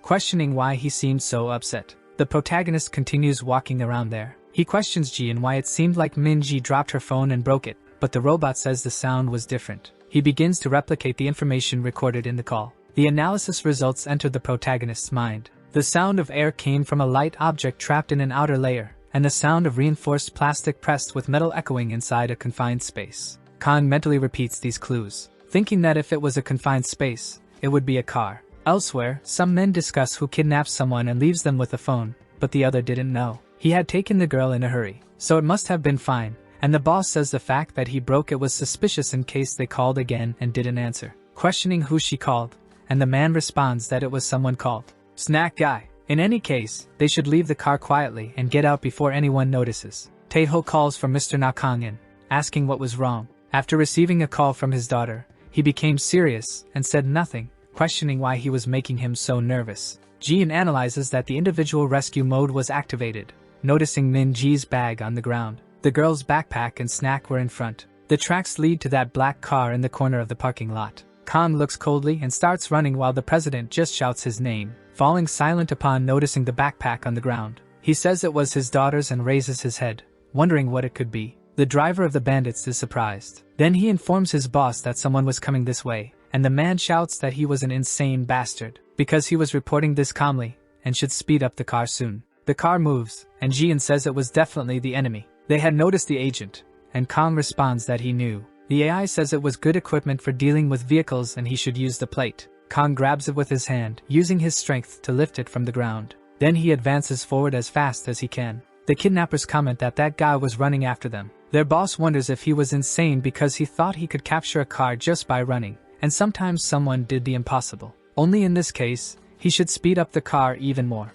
Min-ji looks back, thinking about the snack guy, her father, and her mother. The driver tells his boss that he was done for. That man says he probably got exhausted and collapsed, so they shouldn't worry about him and just keep driving. But the protagonist leaps from the ground, advancing with his superhuman speed. The kidnapper's boss is left speechless upon seeing this. Kang stops on top of the car, scaring everyone. He spins the plate in his hand with immense dexterity, embedding it in the middle of the car and making the kidnappers scream. They want to try to figure out what the hell that was and how this bastard got there. The boss orders to drive and knock that lunatic down soon. Kang tells Jian to find a way to stop the car, and the artificial intelligence tells him to look at the bumper, because if he pierces that place vertically, the engine would stop immediately. Kang removes the plate from inside the car and holds it even tighter, embedding it directly into the car's engine. The kidnappers look at him in fear, calling that man a lunatic while Kang just stares at them. The boss says this guy wouldn't let them leave and should hit the brakes to throw him off. The driver just obeys the order, throwing the protagonist off the top of the car. Min-ji cries, afraid of losing the snack guy. The people watching from afar are shocked, calling for Min-ji and Mr. Nakangyan.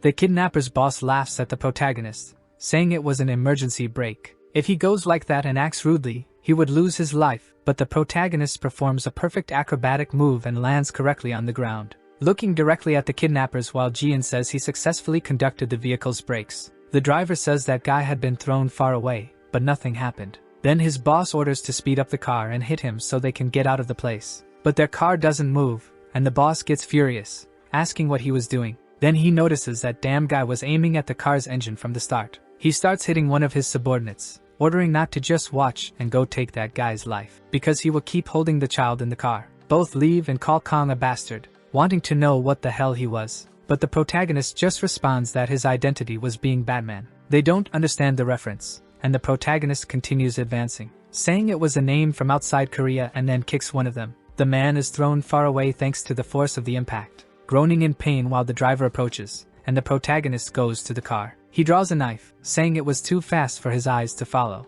Kong strikes him on the chin using his heel, backing away and maintaining his fighting stance, then quickly walks towards the car. The boss inside the windows calls for God while he was shocked with fear. Minji tries to speak but had her mouth covered. The boss asks if he thought he was scared just because he had subdued everyone at once. But the protagonist touches the glass, telling Minji not to worry because he will save her. The little girl's eyes light up immediately. Kong asks what the plan is to subdue the kidnapper, and Jian suggests jumping into the car and persuading him or luring him out of the car. The protagonist decides it would be better to lure him out and deal with it because Minji wouldn't get hurt, and Jian tells him to move away from the car. To make the enemy lower his guard, they need to go as far away as possible, and the enemy won't come until he feels safe. She recommends a distance of 15 meters, and the boss wonders why he was retreating and if that means he won't attack. Then he thinks he needs to get out of there quickly before these guys reach him. The boss opens the door, cursing the world, while shouting for them to get a car and placing a knife near the little girl. They shouldn't dare call the police if they want the child to lose her life, and Kong thinks this was a trashy bastard.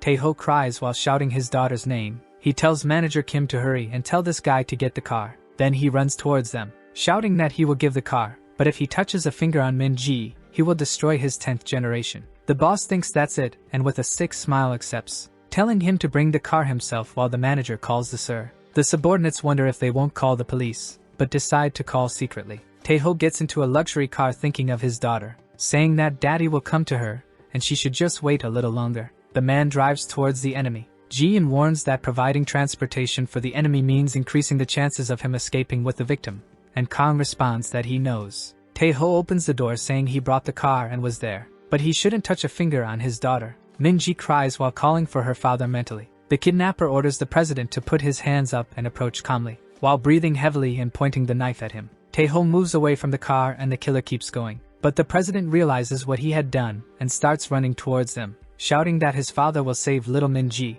The kidnapper orders not to come because he would really cut her and not hesitate to do it. Kong is surprised to see that with blood splattering from afar. Taeho and Minji are shocked when they see the kidnapper fall to the ground and drop his knife. Kong had thrown something from afar, thinking it was a direct hit. Jian analyzes that the enemy was hit using long-range equipment, a stone. The president runs towards his daughter and hugs her, while removing the tape from the girl's mouth, and she breaks down crying. With the sunset of that simple day, the employees comment that those bastards had broken ribs, injured jaws, and one of them was hit in the head. Everyone was in terrible condition, especially the one hit by the stone. It looked like a fracture and they should call an ambulance to send him to the hospital. Taeho approaches questioning why send them to the hospital first as if they did something good. His daughter, who was almost kidnapped, should be treated first, and the employee says they can't leave him like that because it seems they will take 3 weeks to recover. Minji calls her father and asks if the snack guy will be arrested, and turns to Kong questioning if he will go to prison because of her. But the protagonist tells her not to worry because just as her father saved her, he will save him too.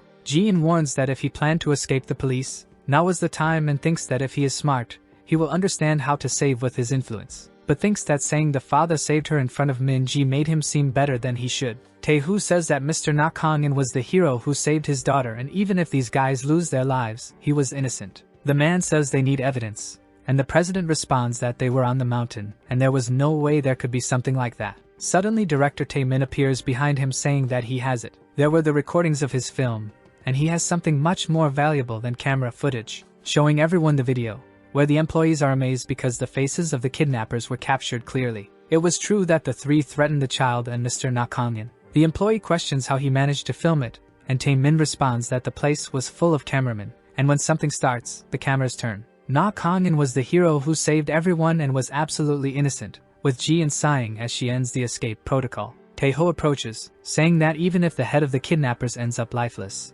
there would be no punishment for Mr. Na Kangin. If someone tries to punish him even after watching the footage, it will show how competent his public relations team was, because his officers will be full of excuses. Kam walks away, saying it was close to dinner time and they shouldn't worry because he won't run away. Later at the food truck, the protagonist prepares a chocolate cake. Mi-jin asks if he made it, and Kam responds that he knows she doesn't eat much, but she should try a little. Ji explains that tactical desserts boost allies' morale, and the protagonist urges her to try it because it was delicious. Taeho says his Min-ji was too shocked earlier to eat a snack and asks if it was good. Then he begs for a piece, saying it was better than the cookies before. The president questions how he did it because he wants to try making it at home with Min-ji, but the food truck chef says a normal person can't replicate it. First, they need a lot of strength to mix and combine the ingredients at that speed, and it was like art. Questioning if he is a professional chef and if that was the explanation, but Kang responds that he works at a lawn house that serves food. The president is completely astonished until an angry voice from afar catches his attention. She yells Taeho's name,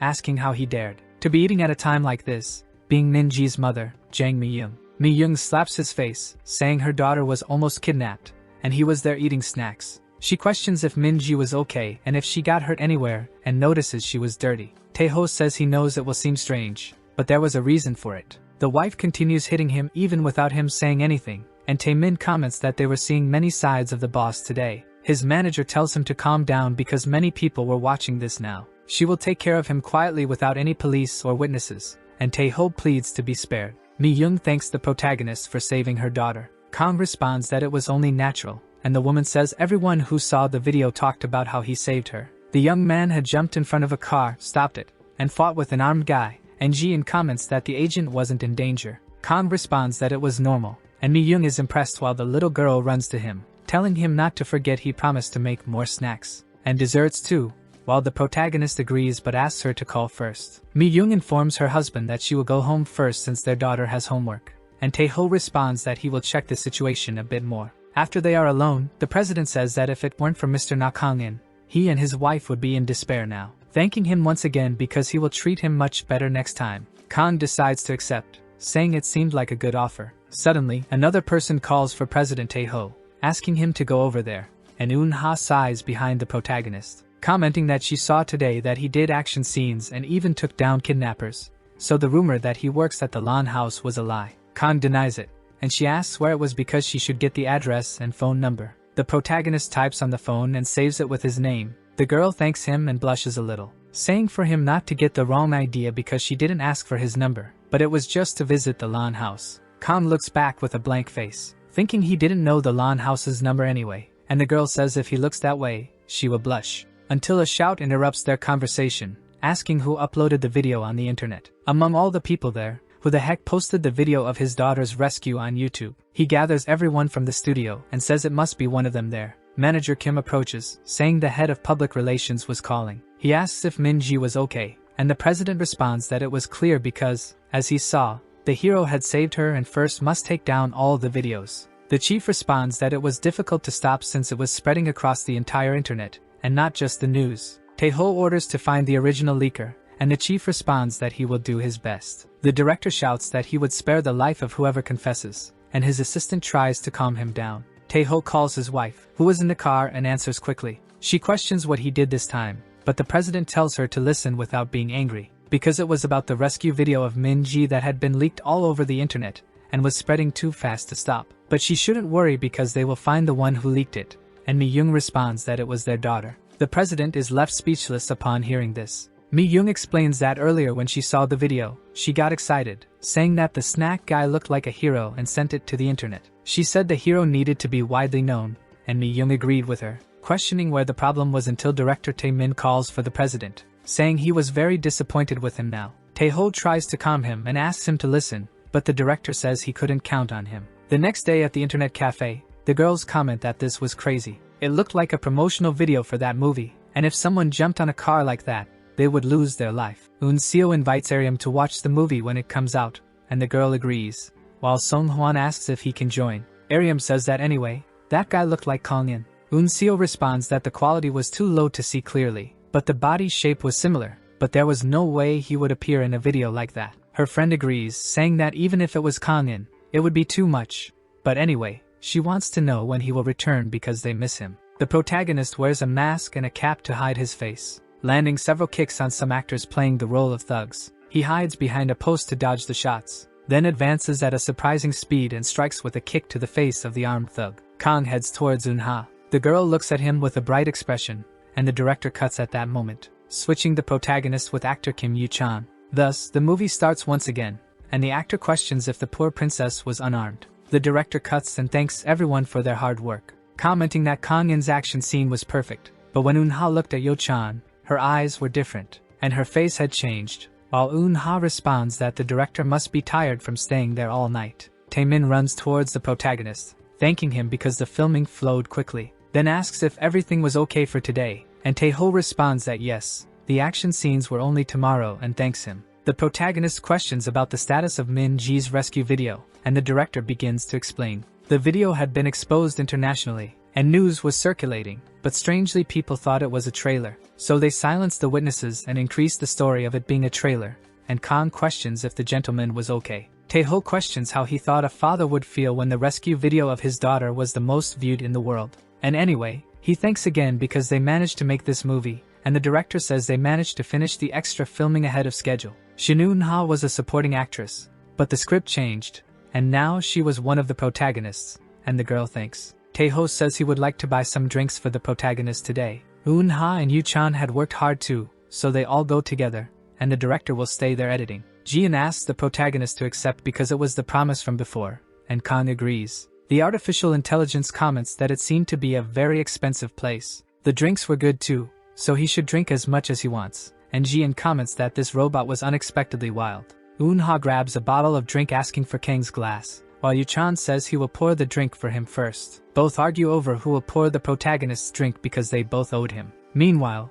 President Taeho fills his glass, and Kang thanks him. The president starts to tell that he always dreamed of being a film director. Since high school, he was around the industry and even filmed some independents a few times, but they had all been disasters. After making many bad films, he realized he had no talent for the area, and his father asked him to join the company, so he turned to production. Yoo-chan asks him to stay positive because he still had success in the industry, and Taeho says that with wealth, everyone would be in his position. If the film had failed, his company would be in danger, and Kang says maybe it was because he didn't work for his father. Taeho says his father owned a military equipment production company known in the field. His father had given some funds to the company, and would never sell their help. But to tell the truth, he invested 10 billion in this film, and used the funds as collateral. Eun-ha questions this, and Taeho says if the film fails, he will beg his father for help, but he will hit him with a golf club. She is shocked by this because he was over 40, and the president responds that those funds should never be touched anyway. Yoo-chan says the man was ambitious, and the president questions if it makes sense for the film to fail. That was the reason he bet and invested by himself. Just thinking about that dependent who got on his nerves. They question the name of his father's company, and if it was known. Hearing the name Iron Qigong Engineering, Jian informs the agent that their data had information related to it. They produced combat equipment used in some regions in 2082, and their data includes that the 2024 model was the last. He questions this, and Jian explains it was old but was the main combat means in some places, and used products were traded at high prices, and Iron Qigong was expensive military equipment, and Kang wonders how it could stop after 2024. And suddenly, they will go bankrupt this year, so something would be strange. Because of the substance incident, the construction collapse, and Min Ji's kidnapping, everything could be connected. Taeho asks why Mr. Kang Na seems so irritated, and if something was wrong. The protagonist says it wasn't him and had a problem with Mr. Lee, because if his film fails, the funds will run out, and he can't put his father's company at risk.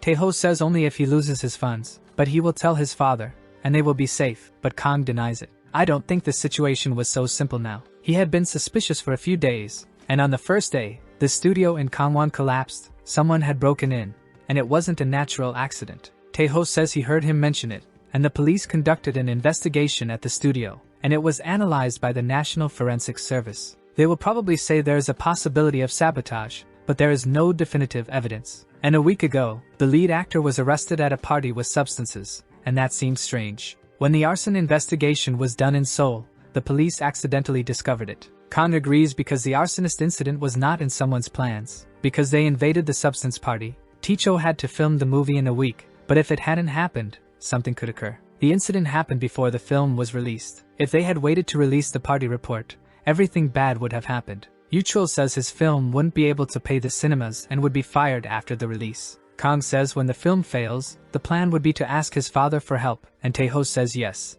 and he would send money to protect funds. The protagonist suggests if it's someone's plan, and when the film fails, his father's company would also be marked. Iron Qigong Engineering would be in a situation where it can help Lee's company, and Taeho thinks they couldn't help. Even if that's the case, he will use all his connections, and if he has to sell the company to keep his father's funds safe. But Kang suggests if Min-ji is kidnapped. The man is shocked to hear this. He continues that Mr. Taeho would have to share his funds, thinking he wouldn't just lose 10 billion. But if his daughter were kidnapped, he would handle the collapse, and all his connections would be trapped, unable to help. Yuchul says the reason people kidnapped, and Kang continues it was for Mr. Lee to lose his sanity and make it easier to mark the funds. Taeho says he didn't plan to go to the studio that day, and Kang mentions that he went there anyway when he collapsed during the first day. The president agrees, and Kang says that the person who collapsed the studio knew Mr. Lee and Min-ji that day. Eun-ha questions if he was saying someone collapsed the studio to hurt her, and Kang says they were targeting an incident. If someone got hurt,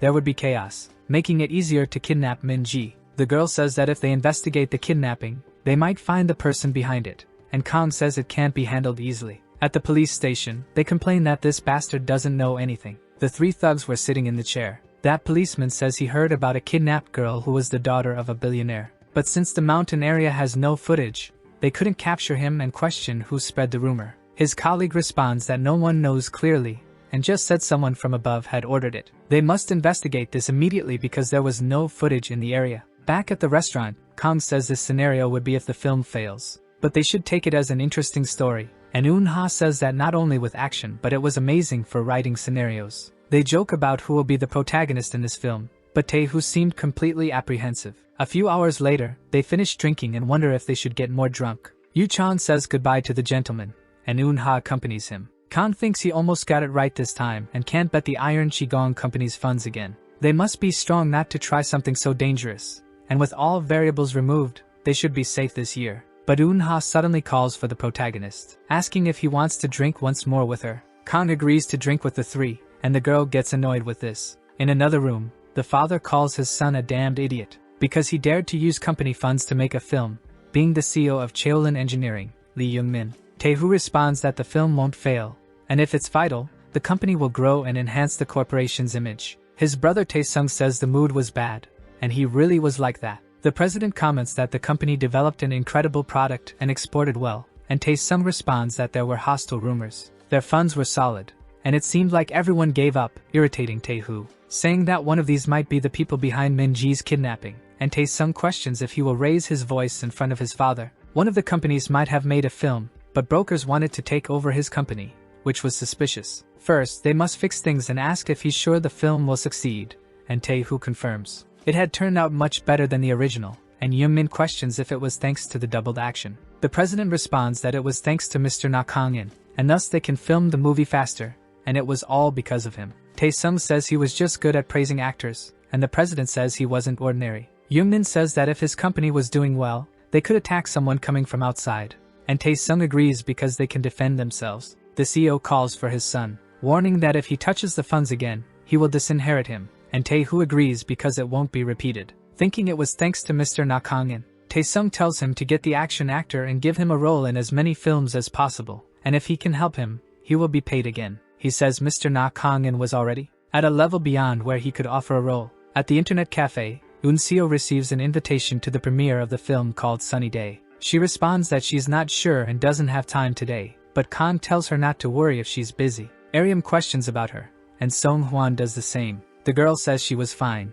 and newcomers started working with them, and cleaning robots do a better job than him. The promotional video they saw recently was the film Mr. Kang had participated in, and that's what happened. No wonder it looks so similar to Kang-in in that promotional video, and since it was the debut work, they will definitely go see it. The three say it was right, and they will maintain loyalty while Kang comments not to skip the part-time work. At the cinema in the city of Seoul, some reporters ask Mr. Yu-chan to take a look as well, showing a thumbs up to the spotlights. Another one of them asks Ms. Shin Eun-ha to give a heart, and the girl does. The group comments that there were many celebrities there to see the movie premiere. Seo questions why Kang was standing there, and the young man says his face didn't appear in the movie. Yu-chan smiles upon noticing the protagonist from afar. The protagonist notes that he had realized this. Jian informs the agent about it. He continues to get it right, and Aryam suddenly hits the protagonist while shouting, asking if he saw it because Kim Yu-chan had waved at her, and Song Hwan says he was probably doing it for the reporters. Eun-ha notices it was the protagonist, and decides to speak casually, waving at him, but Song Hwan thinks it's for him, saying that the goddess Eun-ha had looked at him, and Aryam says it was probably for the reporters. They continue arguing, and Kang questions where Seo was, seeing that she was around there. Aryam asks if Seo was trying to get an autograph, and Song Hwan approaches, speaking to the deity. Kang questions if the two knew each other, and both confirm. Eun-ha questions how he knew Mr. Kang in, and Seo responds that her uncle owns the internet cafe, and he works there. The blonde says they knew each other but had different last names. They had lived in the same neighborhood when they were children and knew all her embarrassing stories. Yu-chan complains that he waved his hand a lot earlier, and it hurts, while the protagonist says there were many reporters for him to act as if he knew them. Aryam says Kang-in was talking on equal terms with the great Yu-chan, and Seo was speaking on equal terms with Shin Eun-ha. Song Hwan suggests he might start acting, but Aryam looks at him shamefully. Minji runs towards the protagonist, calling for the snack uncle. The protagonist questions how she was, and the girl says she was no longer bored. Mi-young approaches, saying they reserved good seats for Mr. Na Kang-in, and Aryam is surprised by them. The protagonist says he already has a ticket, and Tae-ho tells them to leave it empty because he is a lead actor. Song Hwan says he could learn to cook and have another job too and be the next celebrity. Inside the Pack Cinema, they gather. Taemin says it would be nice if Mr. Kang-in had joined the acknowledgements, and Kang denies it because he didn't want his face to be famous since he is not an actor. The director says this film would have only one premiere, and if it weren't for Kang-in, they would have difficulty releasing it. Then thanks him and notes that the film was starting. Kang lifts his head and begins to focus. All his friends watch excitedly. Outside, the staff notice a lot of noise coming from the cinema room, including applause, and they comment that the audience was doing it together and usually watch quietly. But now this film was fun. The cinema stage lights turn on to indicate the film is over. A person claps while standing up because of the film. Jian says that if it weren't for their help, they would have done just an ordinary job. But the quality increased significantly, and Kang says it was fun. The audience comments that the film passed in an instant and was incredible, and now the stage interview with the actors will begin. Taemin thanks everyone for coming and watching. Currently, he will confess about the work to the audience. The scenes where there was a collapse in the studio were real scenes, and if they find out, some members will say it wasn't right. But he assures that they didn't do it intentionally and simply used the footage with everyone's consent. But it was clear that no one got hurt, and if there were any casualties, they would never have used it. Kang thinks that public opinion might get worse, and it's something the public relations team will handle later. A reporter introduces himself as Kim, and says he has a question for Eun-ha and wants to know if she received treatment for the incident. Because in the film, she seemed shocked. However, the girl says she was completely healthy and was rescued safely. He questions about Yu-chan, and he responds that he probably wouldn't be in this world if he got hurt. His food truck uncle did it. Since he has a body like his, he asked him to stay there since he worked hard, and Kang thinks for him not to look in his direction. As he was a civilian, he should omit this from the article.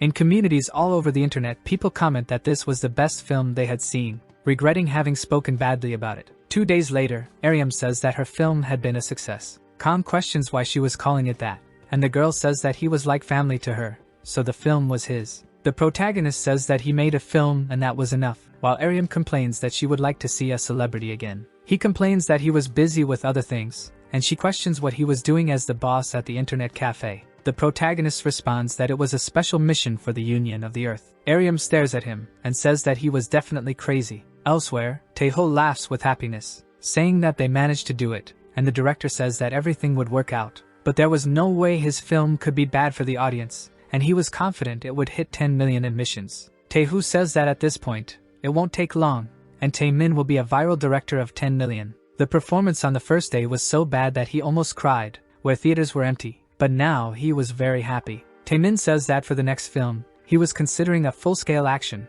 and Taemin says that he was an expert in romance and the action in the film was excellent. But the director mentions the name of Na Kang-in, because if they have him, they can skip the script work. Tae-ho calls for the director, asking if he wants to sign the film with them, because they will pay generously and use the action to boost the film, and the director accepts. The president questions if he had spoken with Mr. Na Kangin, and Taemin says he will try now. Kang receives a call on his cell phone, thinking it was an unknown number, and hangs up. On a radio show, the host says they were bringing 2 special guests from the film Sunny Day. They welcome Kim Yoo-chan and Shin Eun-ha, asking how they feel about Sunny Day having become incredibly popular recently, and the young man responds that he was full of interviews. The radio host says that the building collapsed, and Eun-ha confirms, but she was not in danger, and the stuntman managed to dodge all the metal. That host says it seemed serious and questions where Yoo-chan was at that time. He says he was thrown away before the accident, and it wasn't in the film because he was thrown in a strange way. The radio host responds that the stuntman was incredible and calculated everything quickly, and Eun-ha confirms. Yoo-chan says he even jumped into a car and stopped with a metal plate. That woman on the radio says to wait a second because she saw the film, and there was no such scene. Both are astonished to hear about this. Eun-ha thinks her colleague was saying unnecessary things and says he was not only a good stuntman but a wonderful cook. The woman reads the chat from her live where someone comments that the car stopping clip was real. Both think they are in trouble, and the chat complains about this being reality. In his office, Taeho gets irritated upon hearing about this, shouting that Yoo-chan was an idiot. The leader of the Techo marketing team complains about the actor, and the president says they need a strategy quickly. That leader comments that he revealed earlier than the scheduled 20 days. Taeho questions if there's another way, and the leader says they must change the timing, and if they miss the timing, it will be hard to control the situation. The president sighs a little and moves his cell phone, then puts it to his ear while listening to it ring. Kang answers, and after a conversation, he says they revealed earlier than expected and would report on the day of the incident. He thinks it might be luck, and Taeho responds that he was a hero, but it was the company that would handle the situation.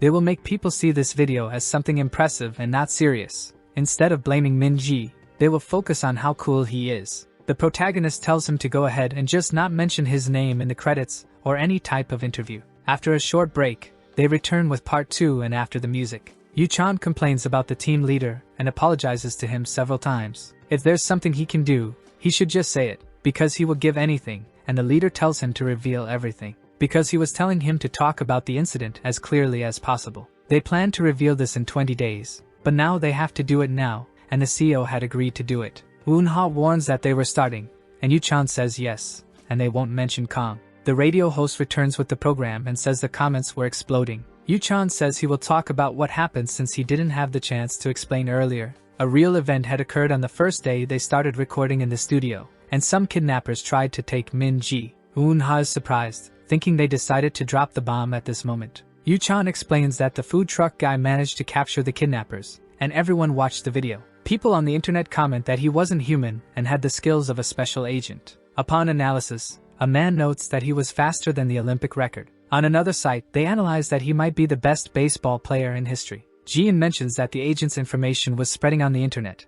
and Kang says his name and face weren't revealed, so it was fine. Questioning if he could go to the Olympics, but the system says he can't pass a doping test. Baseball was facing the same issues, and the protagonist tells him to give up because he won't do it. Jian changes the subject, and says they should move to a more stable and better place. He could rest the combat mode more efficiently, and Kang asks if they can manage with their funds. The artificial intelligence says the payment for the recent movie had already been deposited into the account. 5 million won were deposited, and Kang questions if that was all. Ariam says she will share something and, from the moment she saw the video, she knew it was Kangin. She has a good eye for people, and Song-hwan says he didn't know there was another skilled person. The girl questions if he had seen another person like Appa Kangin. Song-hwan confirms because the person he met was incredibly skilled too. In his room, Kang complains that his ears were burning. Eun-ha enters the internet cafe, and they welcome her. She asks if this was the place where Na Kangin works, and Song-hwan confirms but notices who she was. Then he asks if it could be,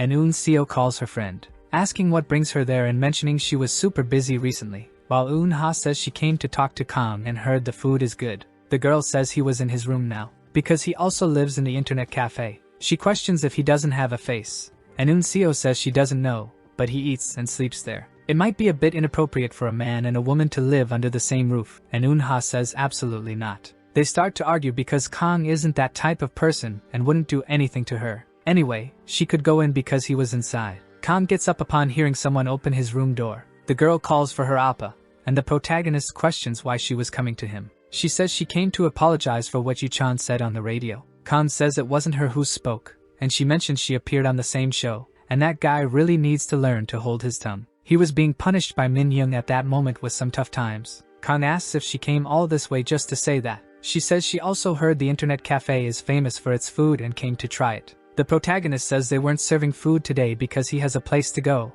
and Eun-ha asks where he's going. He says he needs a place to stay, and as she can see, this wasn't ideal. Eun-ha questions why someone like him was living there, and the protagonist says he has his reasons. The girl imagines the protagonist, thinking he was a type of man with his stories. She says she will go with him, and it would be good to have someone to help him choose, and Kang responds that he can go alone. Both decide to go together and enter a house. The girl is amazed, and the protagonist says it has a refrigerator, an old air conditioner, and everything else. She asks if he isn't paid enough to live in a small apartment, and Kang confirms. Eun-ha says she doesn't understand why someone like him stays in an internet cafe, but now she doesn't even know why he goes to a studio. She questions how much he got and offers to help find the best place with the money he received, and Kang says it was 5 million. The girl is completely taken aback upon hearing the account balance. Then she takes out her phone and starts a call. The person on the other side answers and says it was Shin Eun-ha. Min Young questions what happened and shouldn't say that she was asking to forgive Kim Yu-chan now,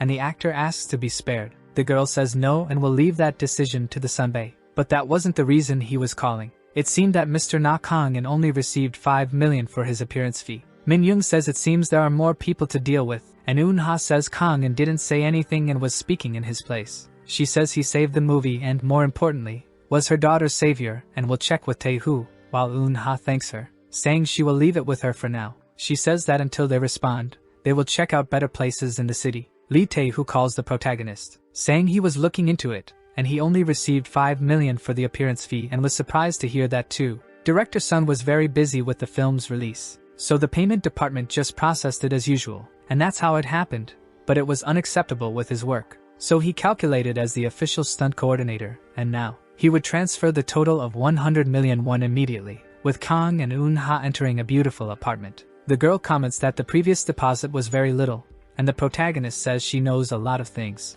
Eun-ha says she is the kind of woman who helps those around her, and the protagonist says it seemed good. Jian says she will ensure a clear line of sight of potential enemies, and if they install curtains, they can block observation. Eun-ha questions what he will do with the remaining 5 million, and Jian thinks they need secure mobility, so it would be good to buy a car. He decides he will buy a vehicle, and the girl says she knows a good place, but with 50 million, he should get something luxurious. The protagonist turns to Eun-ha, wanting to know why she keeps trying to help him, and if she happened to have feelings for him, putting the girl against the wall now. The girl blushes and asks why he was asking about that, and Kang says he was curious since she keeps trying to help him. Eun-ha says she was an actress, and just happened to have her schedule free and appeared there confidentially. She would have helped the same way because they are friends, and Kang says then it was a no. But his ears were turning red, and he was joking, besides thanking the girl for it. Eun-ha is shocked to hear about it. She says she won't help him if she hears something like that, and Jian thinks it was thanks to her, and not just Eun-ha.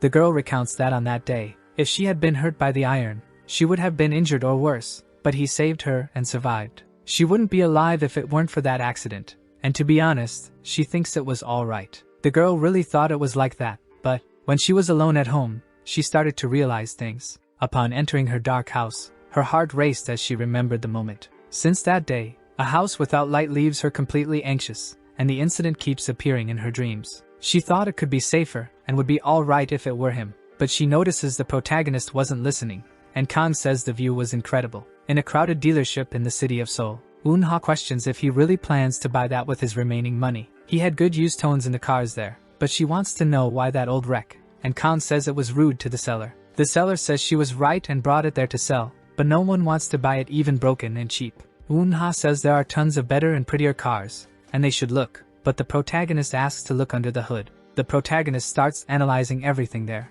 asking if he could fix a car like that, and Jian confirms because he has repair manuals for battlefield vehicles. The protagonist says this model was 80 years older than him, and the AI tells him not to worry. Once he fixes the electrical and fuel systems, everything will work correctly. Kang says he liked it, and Eun-ha says he could get a better car, and she would even lend him some money. The seller asks if he really wants to sell it, and the engine was terrible and won't take responsibility for it, and Kang understands but wants to sell. They decide to make a deal, and Eun-ha is completely shocked. In a public men's restroom, the protagonist asks Jian if it wouldn't be better to fix the car in the new apartment's parking lot. The artificial intelligence says this might raise suspicions with the neighbors, and Kang says it was a great place. He had already marked a good location to use as a base and recently had closed deals. He had gathered necessary information while accompanying him, and the protagonist asks if he noticed while they were on the bus. And it was a good job. Jian says they should just take the parts they need and repair there, in a place further away from Seoul. Eun-ha asks where this place was, because he was bringing a broken guy to this random place, and the protagonist says not to call his car that. The girl complains, asking if he signed up for a horror movie without telling and brought her there for that reason, but Kang denies it. That door opens, and they come face to face with a strange place. She questions what this is and if he was planning to fix the car there, and Kang agrees. Eun-ha asks if he knows how to fix the car and if he needs a mechanic's license, but Jian analyzes that his manual repair is superior to any license. The protagonist responds that NeoTube teaches everything, and Eun-ha questions if he was joking. But what if it explodes? As he thought he would come back to life and be saved, but the protagonist says she was assuming they would go together. She wants to know what place this is, and Kang says it was a metal shop, and the place was closed because the owner retired, so he decided to rent it for a year, and the girl questions if he was serious about it. Kang opens the car hood,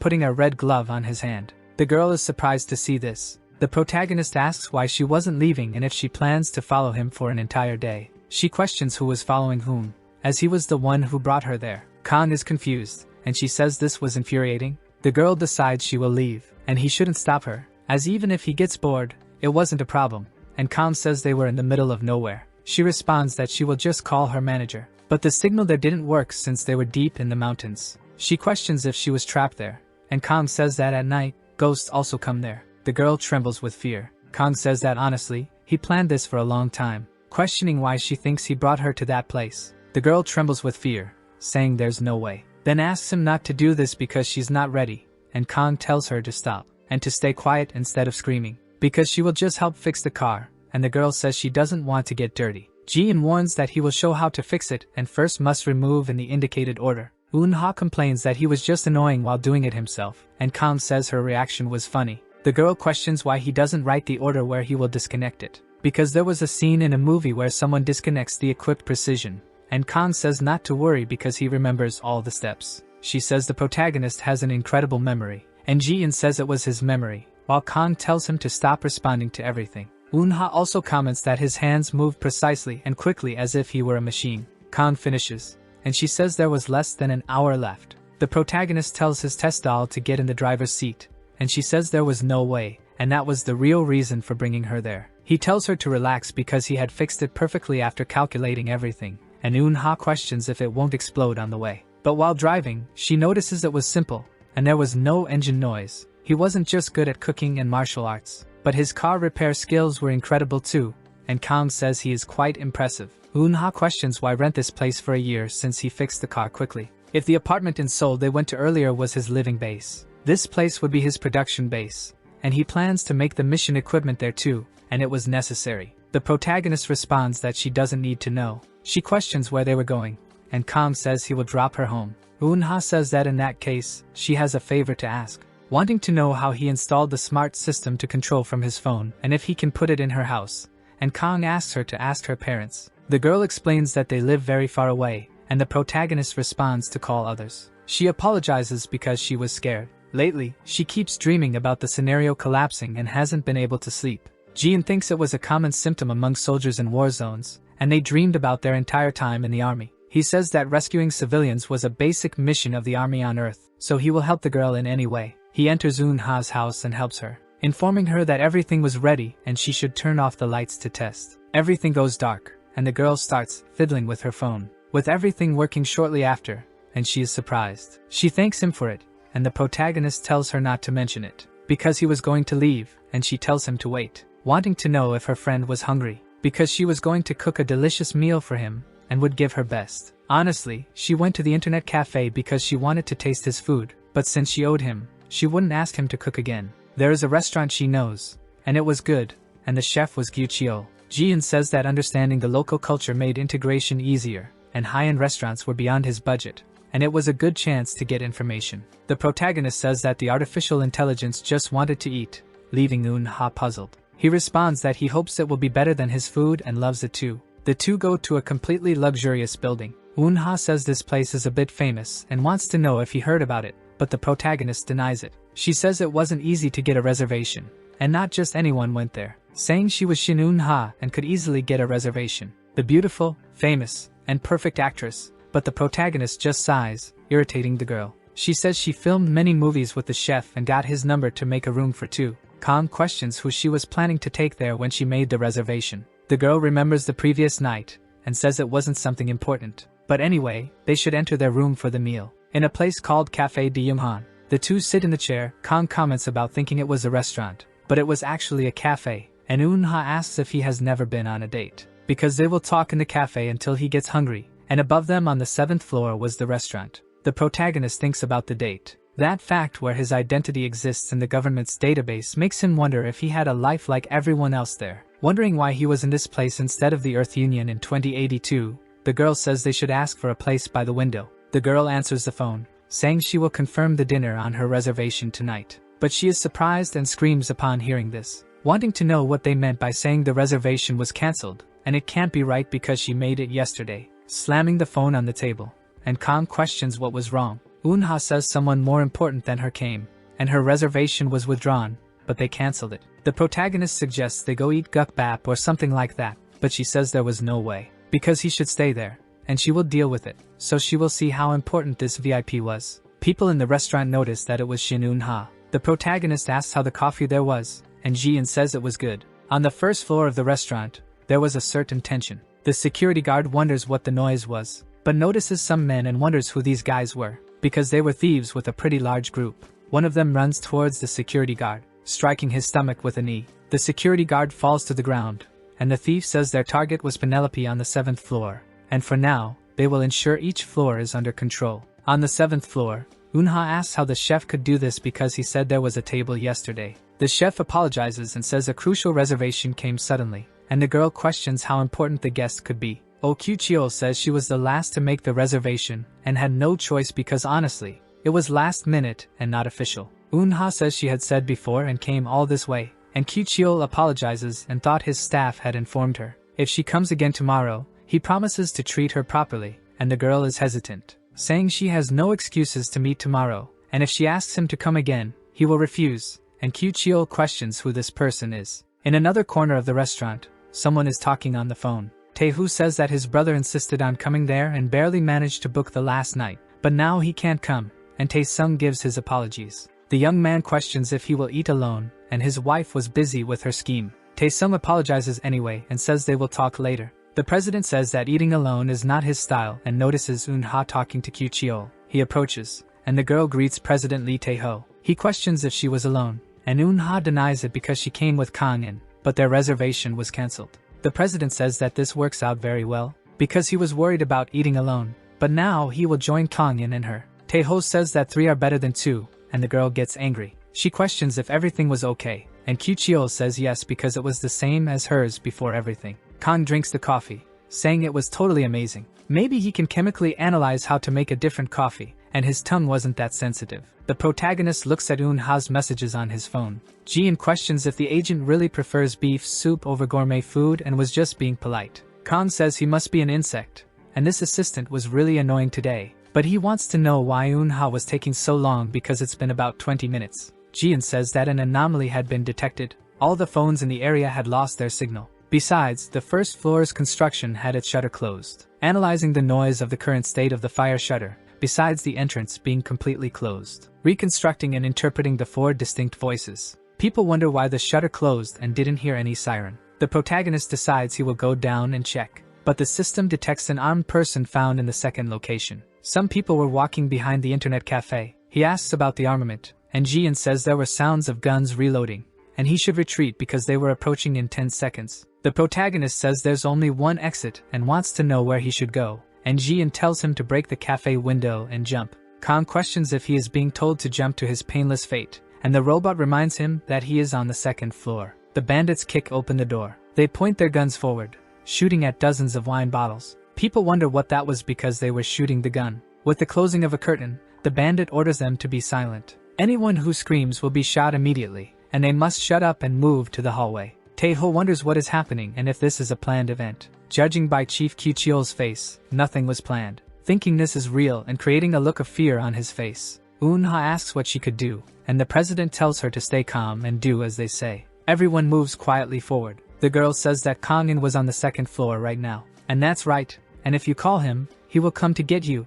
But a bandit points a gun at her, asking if she doesn't understand the situation because phones are banned and don't work there, wanting to know if she wants to report this. But the girl denies it, pretending she doesn't know the police number. The bandit orders them to go to the corner of the wall, and the pair moves quickly. Eun-ha says that Kang and Appa will come since he is strong. Tae-ho says that no matter how strong he is, everyone is equal before a gun, but they must get out of there immediately. Kang continues staring at the second floor window, wondering about breaking it and escaping, then repeats to himself that rescuing civilians is a fundamental mission of the Earth Alliance. Therefore, retreating is not an option. The bandits open the cafe door. They point their guns and tell them not to move and to keep their hands up. The civilians are completely confused upon seeing this, wondering if it could be an internet live stream because it seemed like someone was confessing today. The bandits get irritated upon hearing this noise. Then they shoot at a cafe window. People think it was a real gun, and he repeats to put their hands up if they don't want to lose their life. Kang whispers to Jian to confirm the enemy's equipment. It was a 9mm semi-automatic gun equipped with a high-performance suppressor. His ammunition was silenced, and the weapon itself had a sound reduction module. And Kang says that with this advanced equipment, there were no thieves. Jian says that currently, the agent had no equipment, his enemy was heavily armed, and due to the disparity, he should escape. It wasn't a tactical decision, and he wonders if there was another reason. Kang says that Eun-ha wasn't coming down from the 7th floor, and he assumes they took care of him before that. Eun-ha calls for Kang and Appa, wondering if he wasn't going to come and what would happen now. Tae-ho notices that the bandits were with a woman, saying that they don't care about civilians and that woman was the target. Eun-ha wonders who she was and if she was a minister from abroad or something like that, and Tae-ho says she was Scarlett Kelly, a CEO and head of Omega Tech. The actress says it was a company with shares in Apple and Google, but he denies it, thinking that Omega Tech develops military equipment. Her father, Lee Young-min, was the CEO of Iron Qigong, which built military equipment, but when her brother found out Kelly was there, he requested the reservation. Her company was well known in the film and performance industry, so he knew the chief Gyuchiol. But now her brother wasn't here, and he was captured.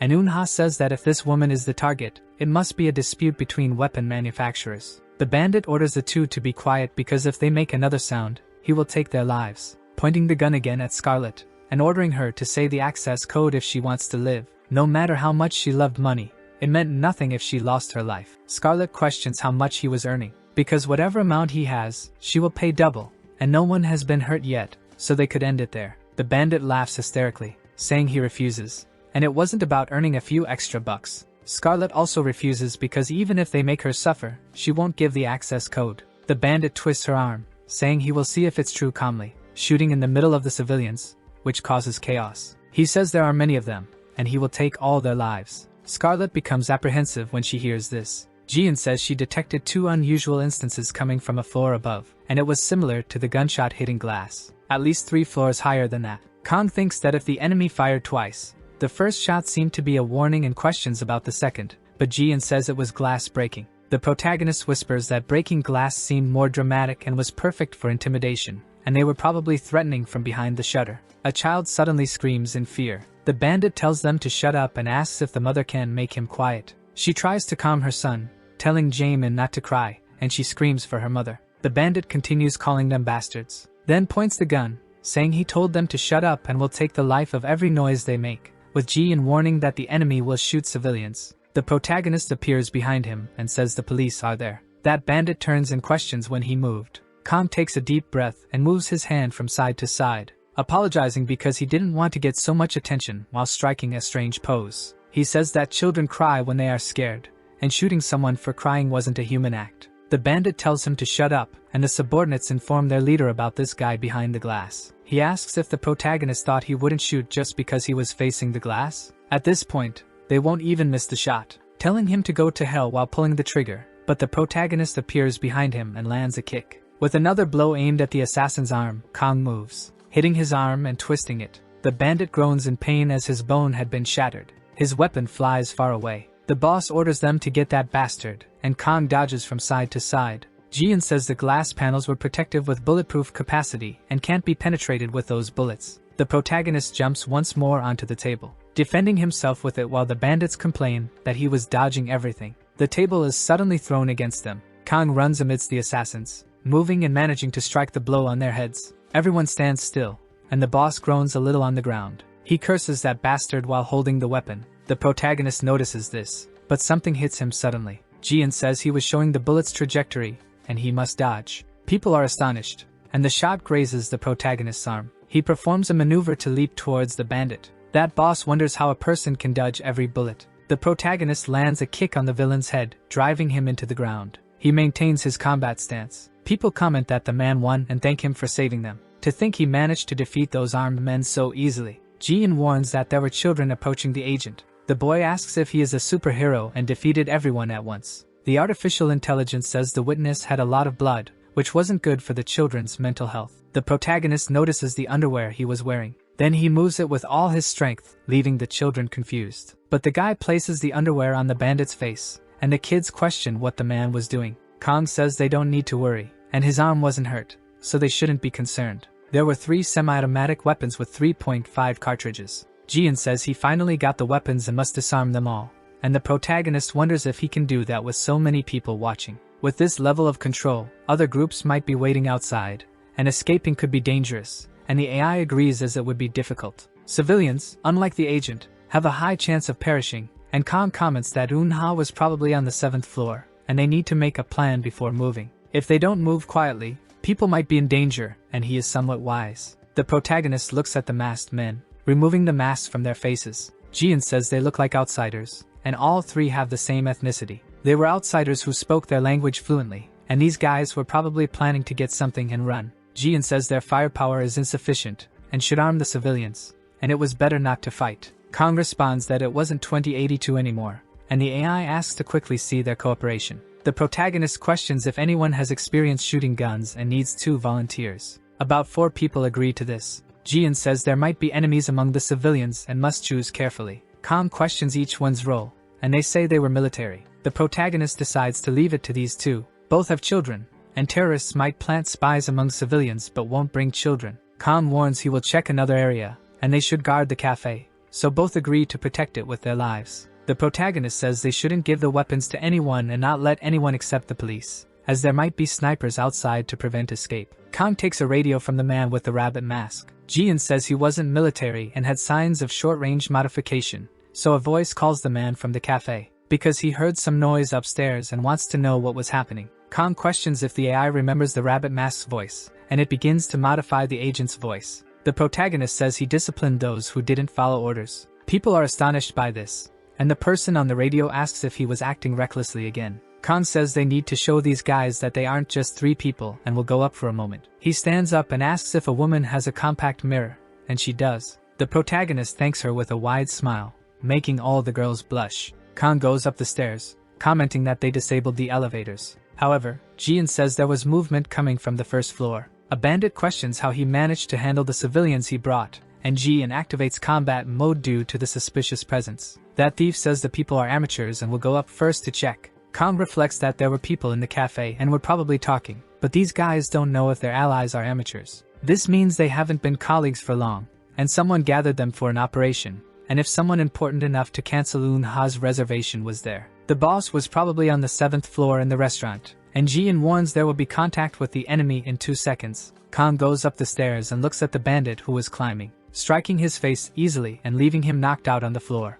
Kang places a mirror by the side of the door, noticing a guard was walking while humming something. If your hypothesis is correct, there was more than 1 person on the 1st floor, and it was a security guard. Kang easily strikes him in the face to knock him out. He groans as he falls to the ground, and Jian questions why he assumed they were enemies. The protagonist explains that they were using a modified radio just like the guys on the 1st floor and could figure it out on his own. Jian comments that if he had missed a punch, his opponent would have died, and he just adjusted the angle. The AI starts to lecture, and the protagonist tells it to stop there. Kang throws the security guard next to the other tied-up thugs. People wonder if he managed to take down 2 more, and the protagonist responds that it was nothing. He was a guard of this building, but it seemed they attacked him and he passed out, so they'll let him wake up. The military wonders if there was someone on the 1st floor and rushed to get out of there, but it doesn't work. Kang says they used firearms and must have planted mines at the restaurant entrance. Moreover, he tried to press the button in the security room, but there's no response,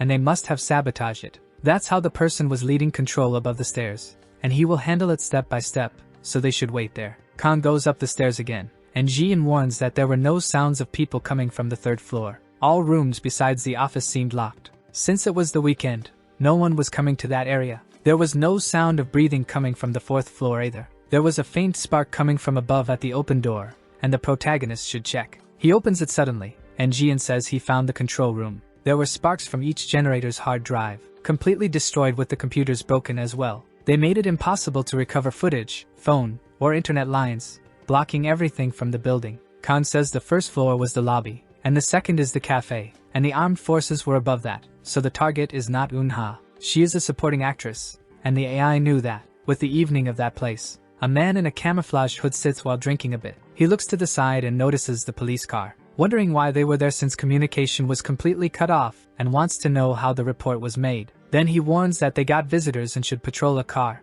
There were 2 officers inside, and on the 7th floor, they receive the message. The radio on the 2nd floor catches the protagonist's attention, questioning if someone in the cafeteria made the call for the police to go there. Khan whispers, thanking for the information because he will alter his voice to match his, responding that it was the 2nd floor, and before they took control, some people were on a call or typing, so they might have spoken before the cut. The thug stays silent for a few seconds and calls for the 1st floor. Khan notices it was a different radio and heard his voice earlier, responding that he was aware the police were coming there. The thug tells him to say the doors were locked because of the security system, and the protagonist responds incorrectly, but quickly corrects and confirms, and the thug gets irritated with that, but says that even if the police come, they can't enter, and there was no suspicious evidence since it will end soon. Now about the access code, they will continue, and Scarlet questions who he was. The thug responds that if it were easy to say, he wouldn't be wearing a mask. Everyone who saw his face lost their lives and questions if she wants to see.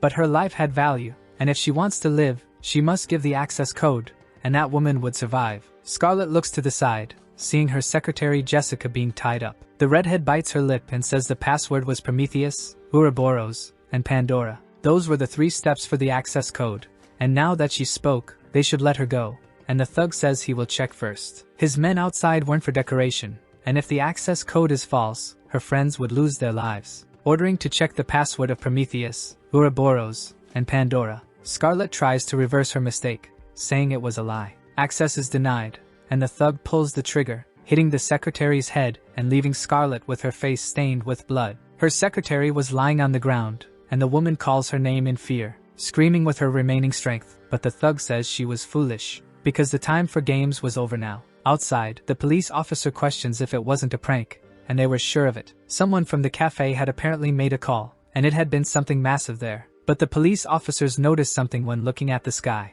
A set of signs indicated that the building was being occupied by terrorists. They should call the police, please. The officer decides they would go back. He wonders who the hell would play such a prank because he was very sleepy. His colleague looks to the side a bit apprehensive but decides to leave as well. The hooded man outside wonders if they just left, and it was a relief. They were idiots, and he informs that the police on the 1st floor have withdrawn, with the criminal telling him to continue monitoring because everything was according to plan. He comments that she seemed very downcast, showing that it was just wine that simulated the blood. He will give one more chance, and this time it would be real. Unha comments that she thought it was real, and Taeho says they threw the wine, but the woman seemed to faint from shock now. He releases Scarlet's face while the woman looks down apprehensively. The police car is still there, and the assistant asks why they were leaving since the 1st floor was completely blocked. That officer responds that this was the exact reason why they were leaving, and it wasn't something the two could handle, questioning who knows how many were inside that building. If they act without thinking, things will escalate faster, and that was the reason why he just left, to call for reinforcements elsewhere. Moments later, an entire team analyzes that they have a list of people using credit cards. It would be a problem if there were any celebrities, and the man says they have Scarlet Kelly from Omega Tech and Shin Eun-ha. One of the agents is surprised, asking if it was the actress. With the president of Ticho also being there, it seemed it was really Shin Eun-ha, and that was insane. Wanting to know if they all went to eat something made by Gichio. If a celebrity is taken hostage or loses their life, the media and the public will never stay quiet. Once they arrive, they will cross the street and check the situation from the terrace. Being there, a police officer informs the captain that they covered all the windows on the 7th floor, and a type of strange explosive was found at the main entrance of the 1st floor, and he orders not to approach the building. Inside the car, a subordinate questions what should be done, and the captain says the command will appear soon, and special forces will arrive. ordering them to grab their weapons and secure the perimeter without letting anyone escape from there. A criminal informs his boss that there were police officers back there,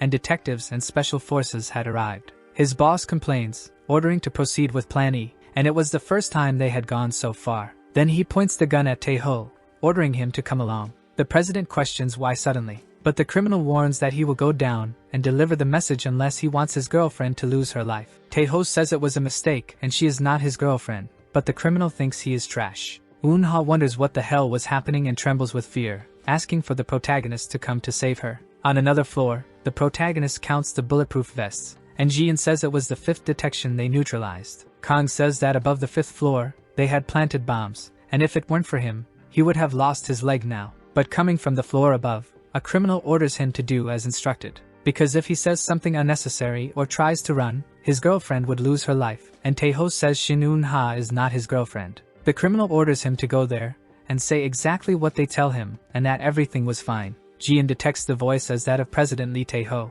The criminals warn that there is a trap planted on the stairs, and Tae-ho should lead the way. That president descends with fear and completely apprehensive at every step he took, saying he really managed to do it until a female voice from a room asks if it wasn't Co. Lee. The man goes to the door, surprised afterward. One of the criminals wonders what that was and if it was a young lady, because someone came out from the lower floors, and it was a good voice. The girl questions what was happening because she was in the office, but when she woke up, everything was off, and she wants to know if something happened in the building. Lee Tae-ho thinks it was definitely not Kang-in, but with a woman's voice. Moreover, her expressions and gestures were completely different from what he imagined. The criminal orders to look at the path the team will send, and escaping was impossible, especially being a woman. They will just knock out and go to the next floor. Jian warns that the enemy would arrive in a second. Kang moves at an incredible speed and swings his leg towards the bandit's face, landing a kick that sends him flying towards his allies, in addition to firing a shot. That bullet hits the bulletproof vest of his ally, and the bandits wonder what the hell this guy was. Kang takes the bandit hostage and points his new weapon, shooting at the arms and legs of the bandits. Then he moves once more and jumps to shoot, hitting non-vital points but making it impossible for them to move. Kang steps on their faces shortly after. Lee Tae-ho is astonished to see that scene with the men lying on the ground. The protagonist raises his face, and someone asks if Shin Eun-ha could be his girlfriend instead of Kang, but he denies it. Those bandits groan in pain on the ground. Kang questions about the others, but Jian says they were the only ones, and the short-range combat support was over. Lee Tae-ho says that Mr. Kang-in was really incredible, and the protagonist notices that the boss came from the 7th floor, wanting to know how the situation was there, as he needs information about it. After everything is told, he says the plan was changed because of the police, and they tried to ensure no one would escape using the boss. A radio from the 7th floor warns that Jackal was trying to communicate. He heard screams on the floor below, so he must report the situation, while Tae-ho thinks they will be captured.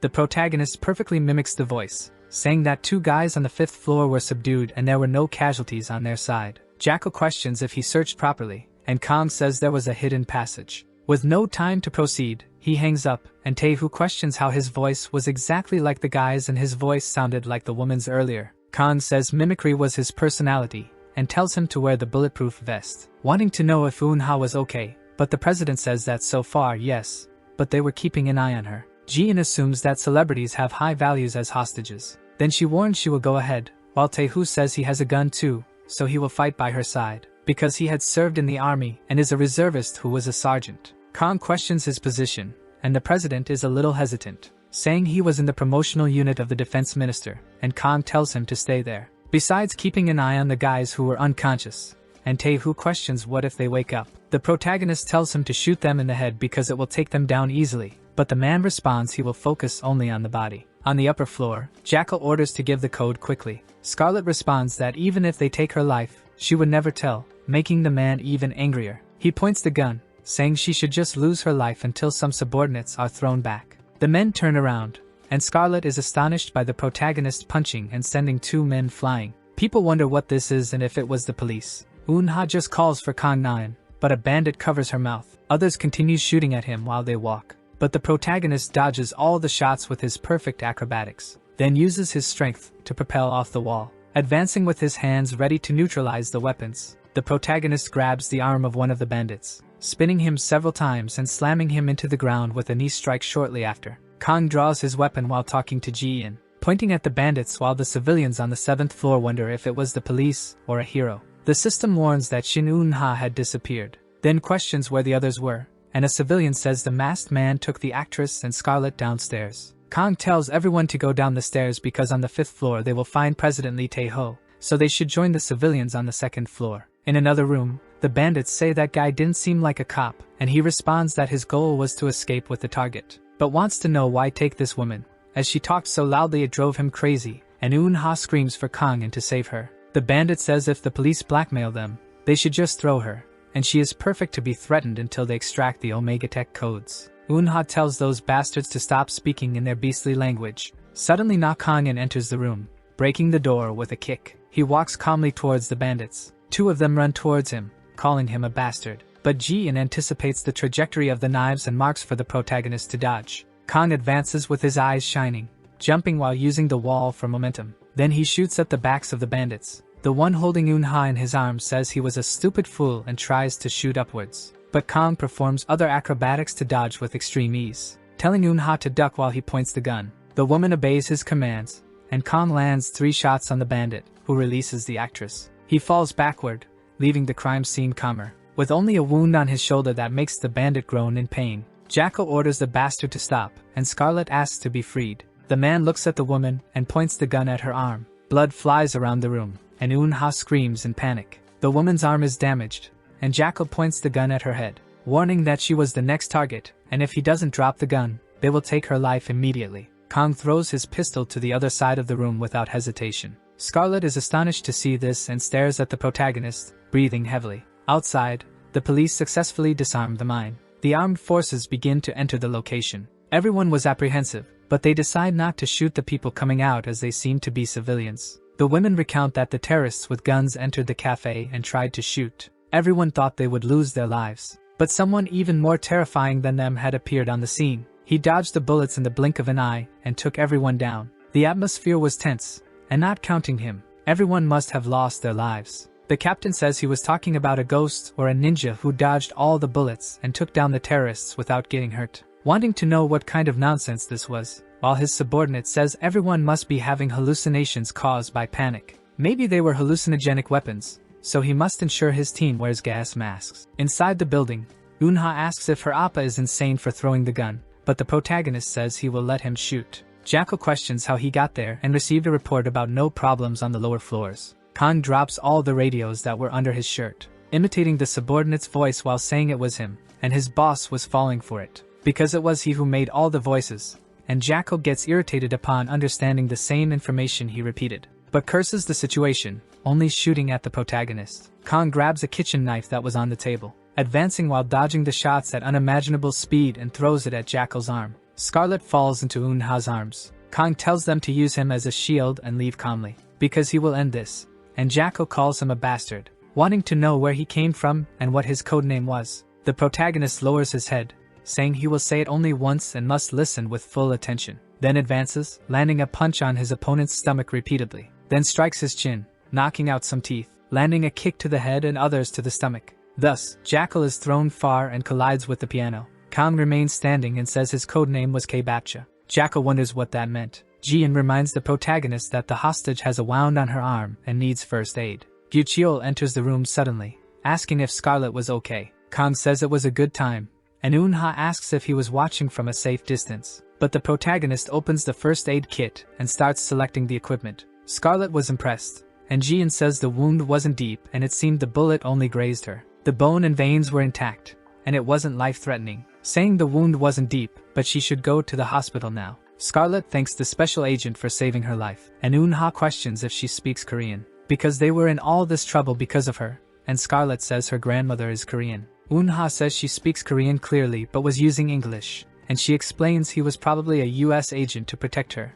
but the protagonist responds that he is just a local food vendor. The Special Forces agents climb the stairs quickly and cautiously, ordering to stay alert because you never know what might happen. Tae-ho notices that people were climbing. Then he says it was the police, and the agents ask who he was. The president cries with happiness because they were there, but the agents order him to drop the weapons immediately. Tae-ho approaches, saying he seriously thought he would lose his life waiting for them. After a few minutes, they confirm the identity of President Lee Tae-ho, questioning if it was he who took them down, but the president denies it since the person came and hit everyone with ease. The guards quickly duck when they notice there are landmine bombs in the corner of the room. Lee Tae-ho picks it up with his hand, asking if it was that. Since they had already been disarmed, the agents tell this idiot to close that bomb before it explodes. The bald man welcomes them to his restaurant upstairs. Those agents wonder if it was a flash grenade but soon identify Chief Gyuchul. He tells them not to worry because everyone was safe there. There was only one injured person, but she received first aid and was fine now. The police wonder if this person dealt with the terrorists, and Eun-ha says they were all unconscious. Each of those who were inside the building. The agents are apprehensive seeing this, wondering why they came all this way. Outside, the police deduce that the terrorists were disguised among the civilians and must check each person. Then they thank Mr. Kang because they avoided a disaster. They also quickly identified the leader and hand some coffee to the protagonist. The leader was Jackal, an international criminal involved in terrorism, thefts, and kidnapping. He was on Interpol's radar and wonders how he could defeat this guy with a single blow. Kang says they seemed like mercenaries, and the police officer is surprised he even noticed that. Jackal had only 3 real subordinates, and the rest were specifically hired knowing fluent Korean. In this case, someone lured the American woman into the building, and it was one of his employees who recommended the place. The United States investigation agencies will handle this, and Kang looks out the window thoughtfully. The police officer wants to know how he fought alone, and it was admirable. But it wasn't something they could easily do, even being police against armed terrorists. Moreover, he noticed that none of them had their lives threatened by the wounds, and even the gunshot wounds were not in critical areas. Asking how he acquired such skills, because he heard he wasn't from the special forces, and Jian says the officer doubts the protagonist's identity. There was a list of excuses for the infiltration and operation manual. Kang says that about 2 years ago, he left the army. Then he trained in the mountains during that time, staying under the waterfall for 7 days. He traveled in the Taibik Mountains for training, digging ginsengs when hungry. The protagonist created his own martial art that incorporates weapons and practiced with water pistols. The martial art is called the gun fist style. Practicing with water weapons works well, and this could be the power of talent, and the police officer thinks it was impressive but seemed like nonsense. In an emergency room of a Korean hospital, the doctors are impressed to see Scarlet. Because of that scar, the pattern and shape was something he remembered. It was that person he had mentioned before. Then he questions who stitched the wound, and Scarlet asks why he asks. The doctor responds that he was curious, but the woman replies she can't say that. Jessica interrupts, saying they were attacked by terrorists, and can't release unnecessary information. In Chief Lee Young-ho's clinic room, people rush in saying they had good news. The surgeon questions what he needed. That doctor says he found the man who made the scar like a sewing machine. Young-ho tries to find out the name, but the doctor responds he didn't know yet. When he was in the operating room, the gunshot victim came in, and the style is identical. But they had left after basic treatment. He feels sorry and said they needed to leave urgently. Young-ho responds that it didn't matter who did it. The doctor says the police didn't know either. In the police office, a subordinate hands a paper to Ki-young because the investigation team should have someone to review it. Even if he doesn't see the contents, only Ki-young could, and the detective complains they were making him work again. His boss responds it was because he trusted him, and if he were a little less stubborn, he would be a great guy. Ki-young opens the document, and is shocked. The boss questions about it because it would be allowed to find out if he knew directly from his mouth. Ki-young asks if he knows about the movie Sunny Day, and his boss asks if it was that movie with Shin Eun-ha. The detective says that the hero involved in the incident was the film's stunt director, but the real shock is that they know this person. The boss has a serious face, wanting to know if he is a criminal. Ki-young questions if he remembered the acrobat artist. The boss says yes, and he captured the killer with a drawing and helped in his performance improvements. Noting that they were the same person and there was no way he could have so many professions and be good at everything. In a government investigation room, people wonder if this makes sense with the boss being the center of the case. To be precise, their investigation is about Jackal, and a boss questions how they could ignore Na Kang-in, who resolved the incident alone. He saw him carrying someone through a burning building and it seemed like he was good at everything he does, so he assumed he was part of a special forces unit. Checking his classified units, he had received an honorable discharge as a sergeant from an administrative unit. He even got a photo of his former commanding officer who confirmed it. So he was someone who could take down an entire army by himself. Repeating Kang Na-in's ridiculous story about training in the mountains eating ginseng, besides having spent 7 days under a waterfall. Then with these bomb-defusing skills he would have learned on YouTube.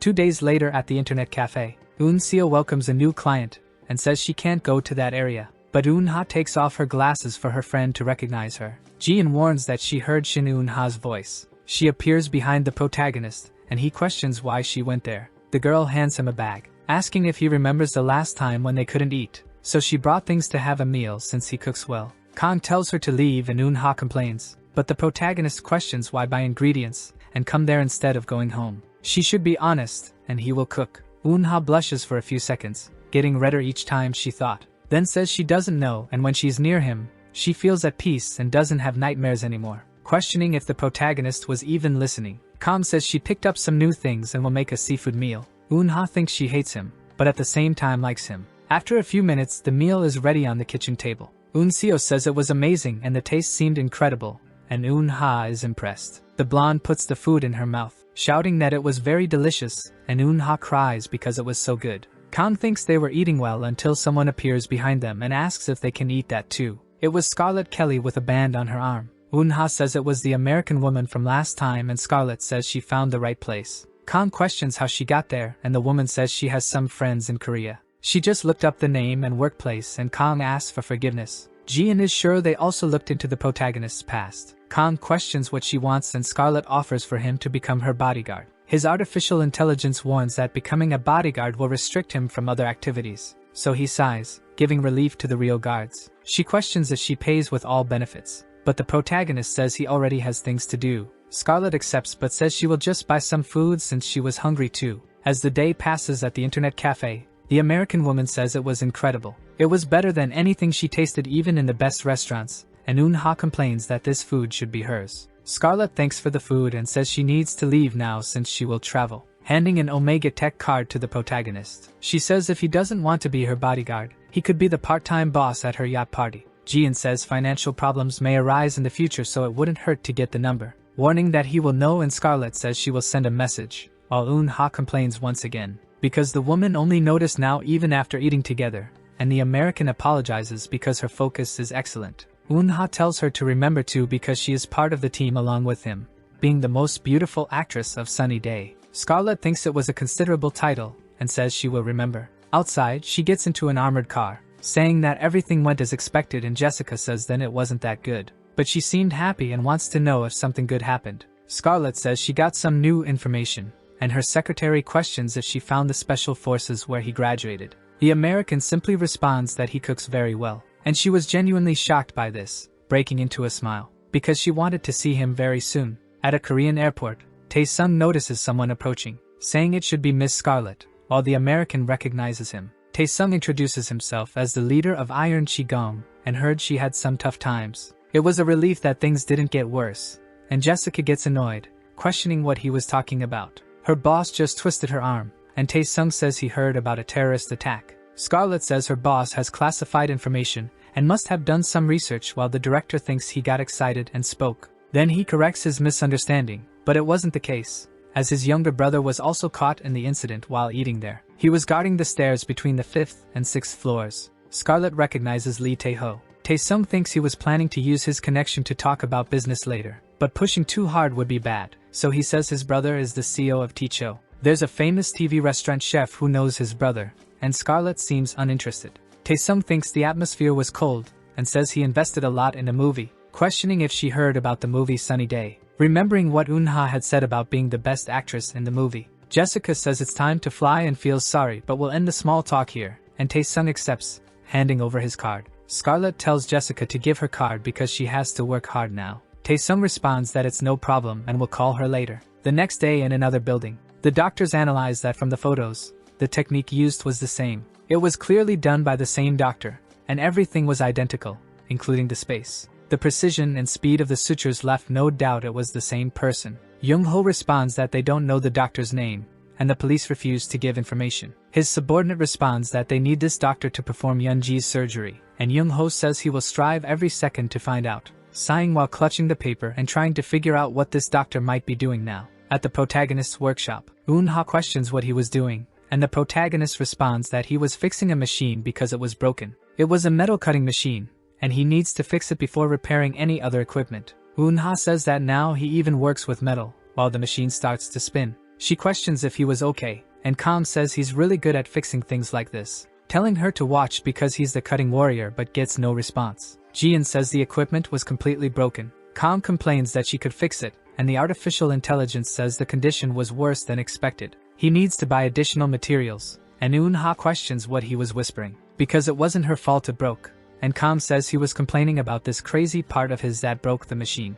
Eun-ha says she understands and has a part like that too, and Kang says they're going out to buy. She questions when he does this, and will just go shopping when he's annoyed. They go to a home goods store, and Eun-ha complains mentally. Kang says it was an equipment store, and Kang responds that it was his store. She suddenly receives a call on her cell phone. She answers, and the person on the other end asks where she is now. Park Woo-seob, her agent, tells her not to drink alcohol and take care of herself because they got an offer. She gets serious for a few seconds but soon celebrates, saying she will really do it, and Woo-seob says it was a commercial with Yu-chan. Eun-ha says it's amazing and should sign the contract, but Woo-seob says he doesn't have Kang's number. The commercial needs to add quick movements and wants action choreography done by the director of Sunny Day. They would be inspired by the action in his movie and asked to give his number. Eun-ha says he's next to her and will pass the phone, and her agent questions why they were together. The girl complains that there was nothing strange happening, and Kang approaches, wanting to know who it was. Woo-seob says if a scandal breaks out at a critical time,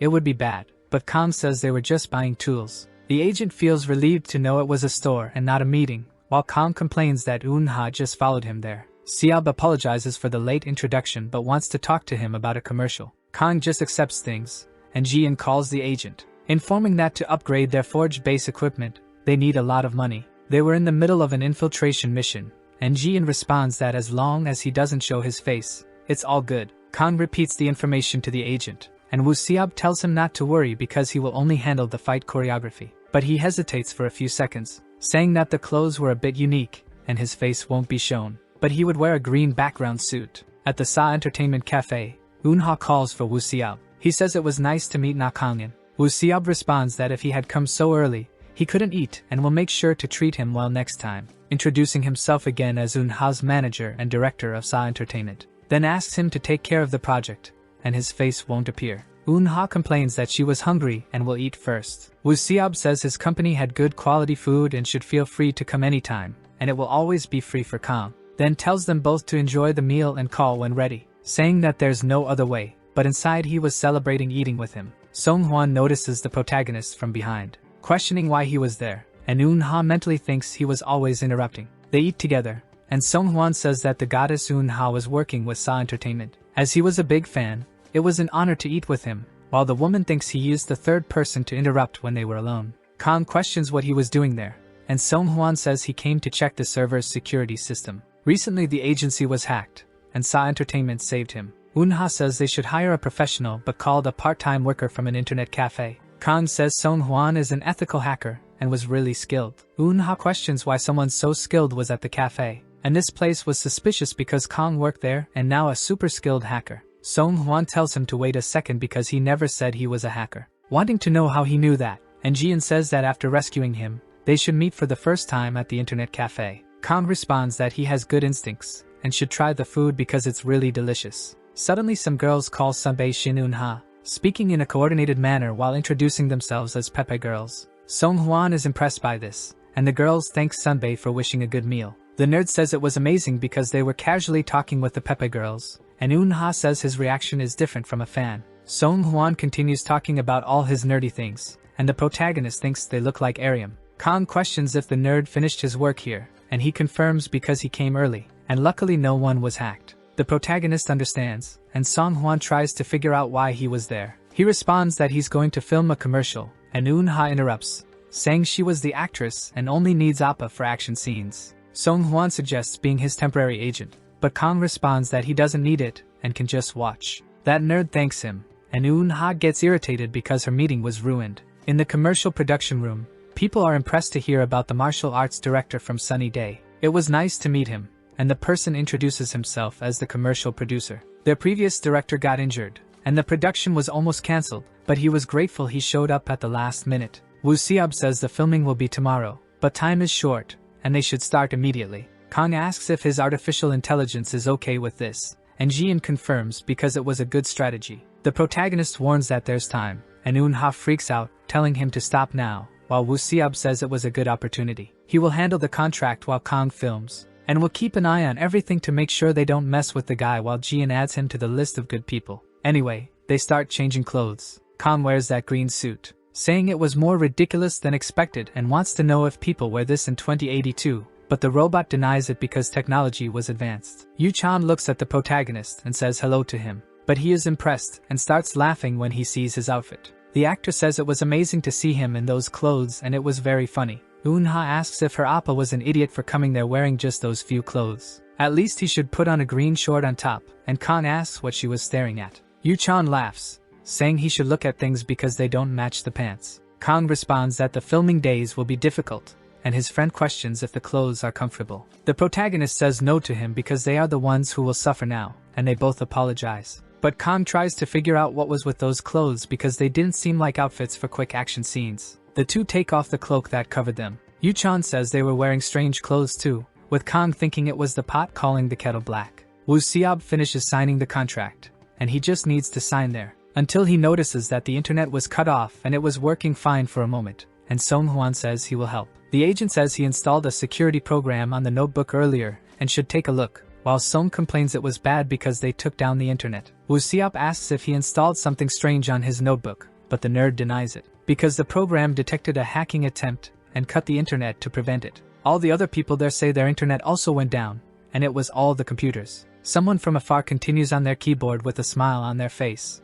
In his office, the president asks what he was saying with all the company's computers being hacked. Song Hwan says the manager's notebook lost the internet, so he checked, and everyone was in the same situation, being targets of hacker attacks. The president asks if he's sure it was a hack, and the nerd confirms. That boss questions what kind of mix was something like that, and he's a hacker, so he should answer. Song Hwan responds that he specialized in defense and not tracking, but the CEO tells him to do anything because he'll give 10 million won. Khan hears about the amount and gets a serious face. Song Hwan says tracking wasn't something anyone can do, and for that, they need to start cooperation to hire a professional company. The protagonist recognizes the robot's voice and says he must be trying to make money while Jian says he will demonstrate his immense capability. Khan walks, telling them to leave it to him. Song Hwan questions if it was a joke, and if he says something like that in a serious situation, people will believe it. The president questions if the martial arts director could find where the hacker is. Khan responds that 10 million won is more than enough, so they go to the notebook. Khan inserts a flash drive,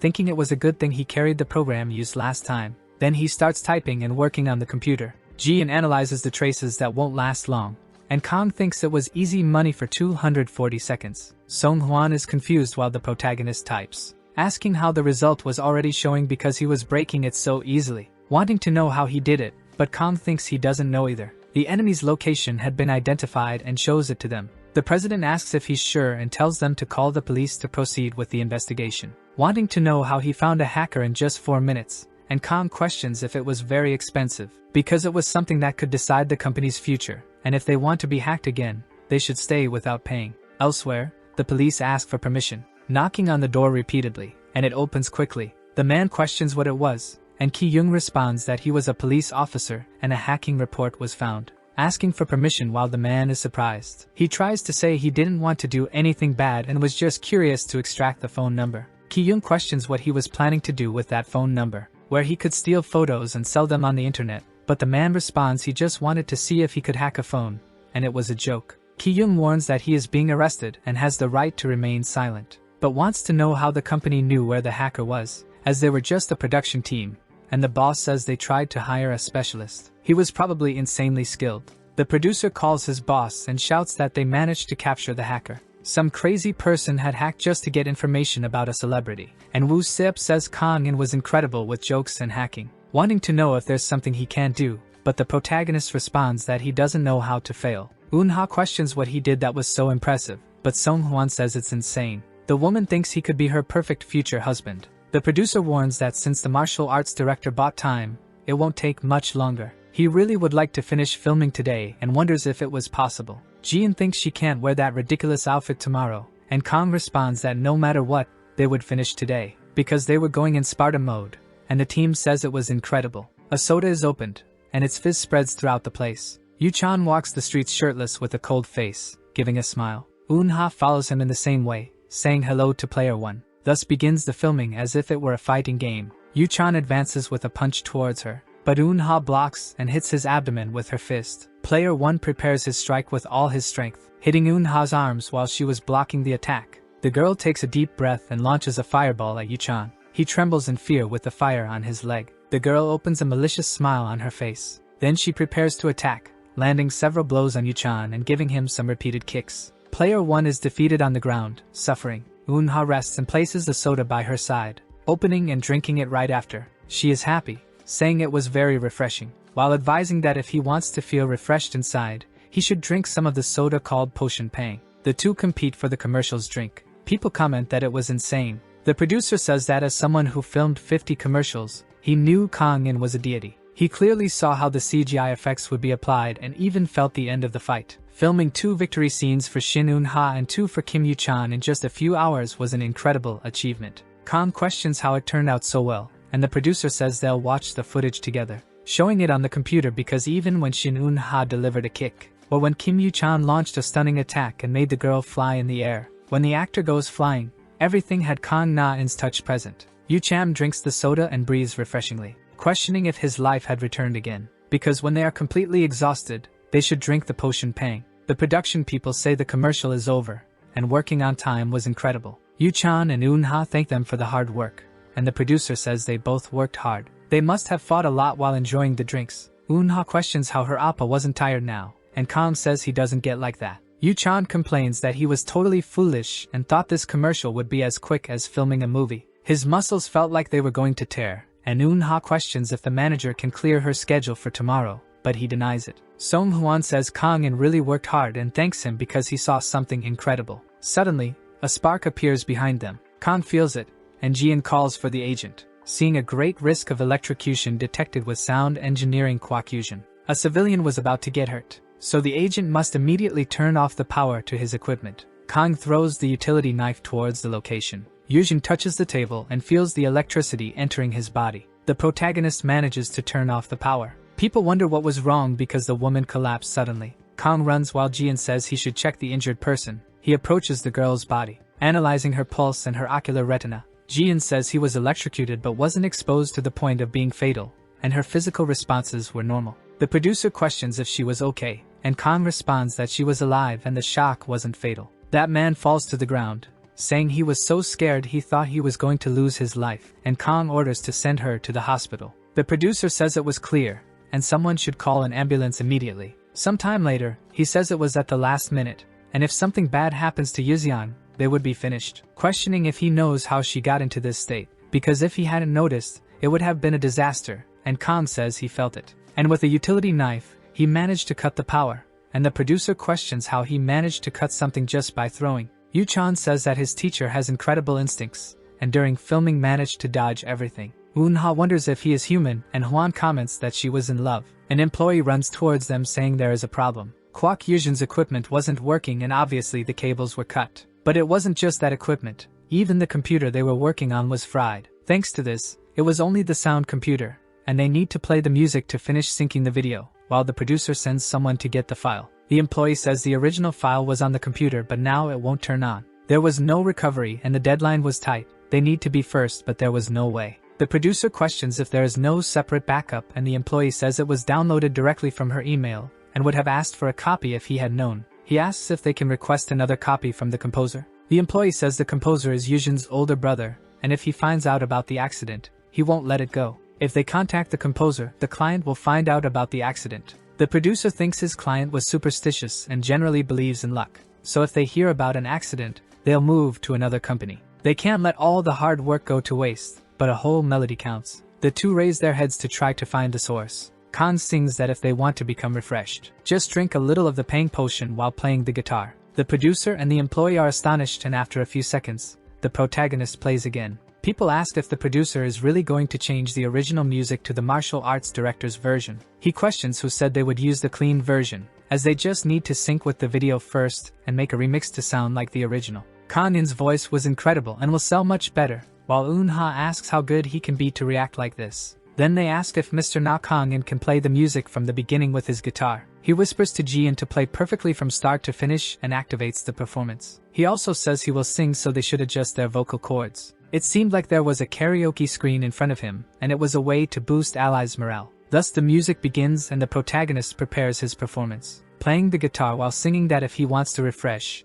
he should drink Pang potion. If he's out of stamina, he should drink the best drink of all. When finishing a move, just drink a Pang. It was sweet and just drink the strawberry or grape one. There were 51 different flavors including the zero flavor. People celebrate saying it was Mr. Kong. They wonder if the martial arts director is really a singer, and the synchronization is perfect. Jian comments that it was a perfect 10 with impeccable skills. The employee says his hope was so precise that he can hear and was totally relaxed in his legs. That producer cries with so much happiness, saying they need to use Kong In's version in the commercial, while the employee questions about the original music. The producer responds that if the version was good, it would be better with the studio recording and they will use both, thus adding variety and it will be amazing, while the contractors will love it. A week later, the video appears on YouTube. Ariam says the singer's voice sounded like Kong In's and Song Hwan questions why she thinks that, since it was Kong singing and she heard him live, while Ariam says it was reality, and they should take her next time. Eun Seo says Kong In was really very talented.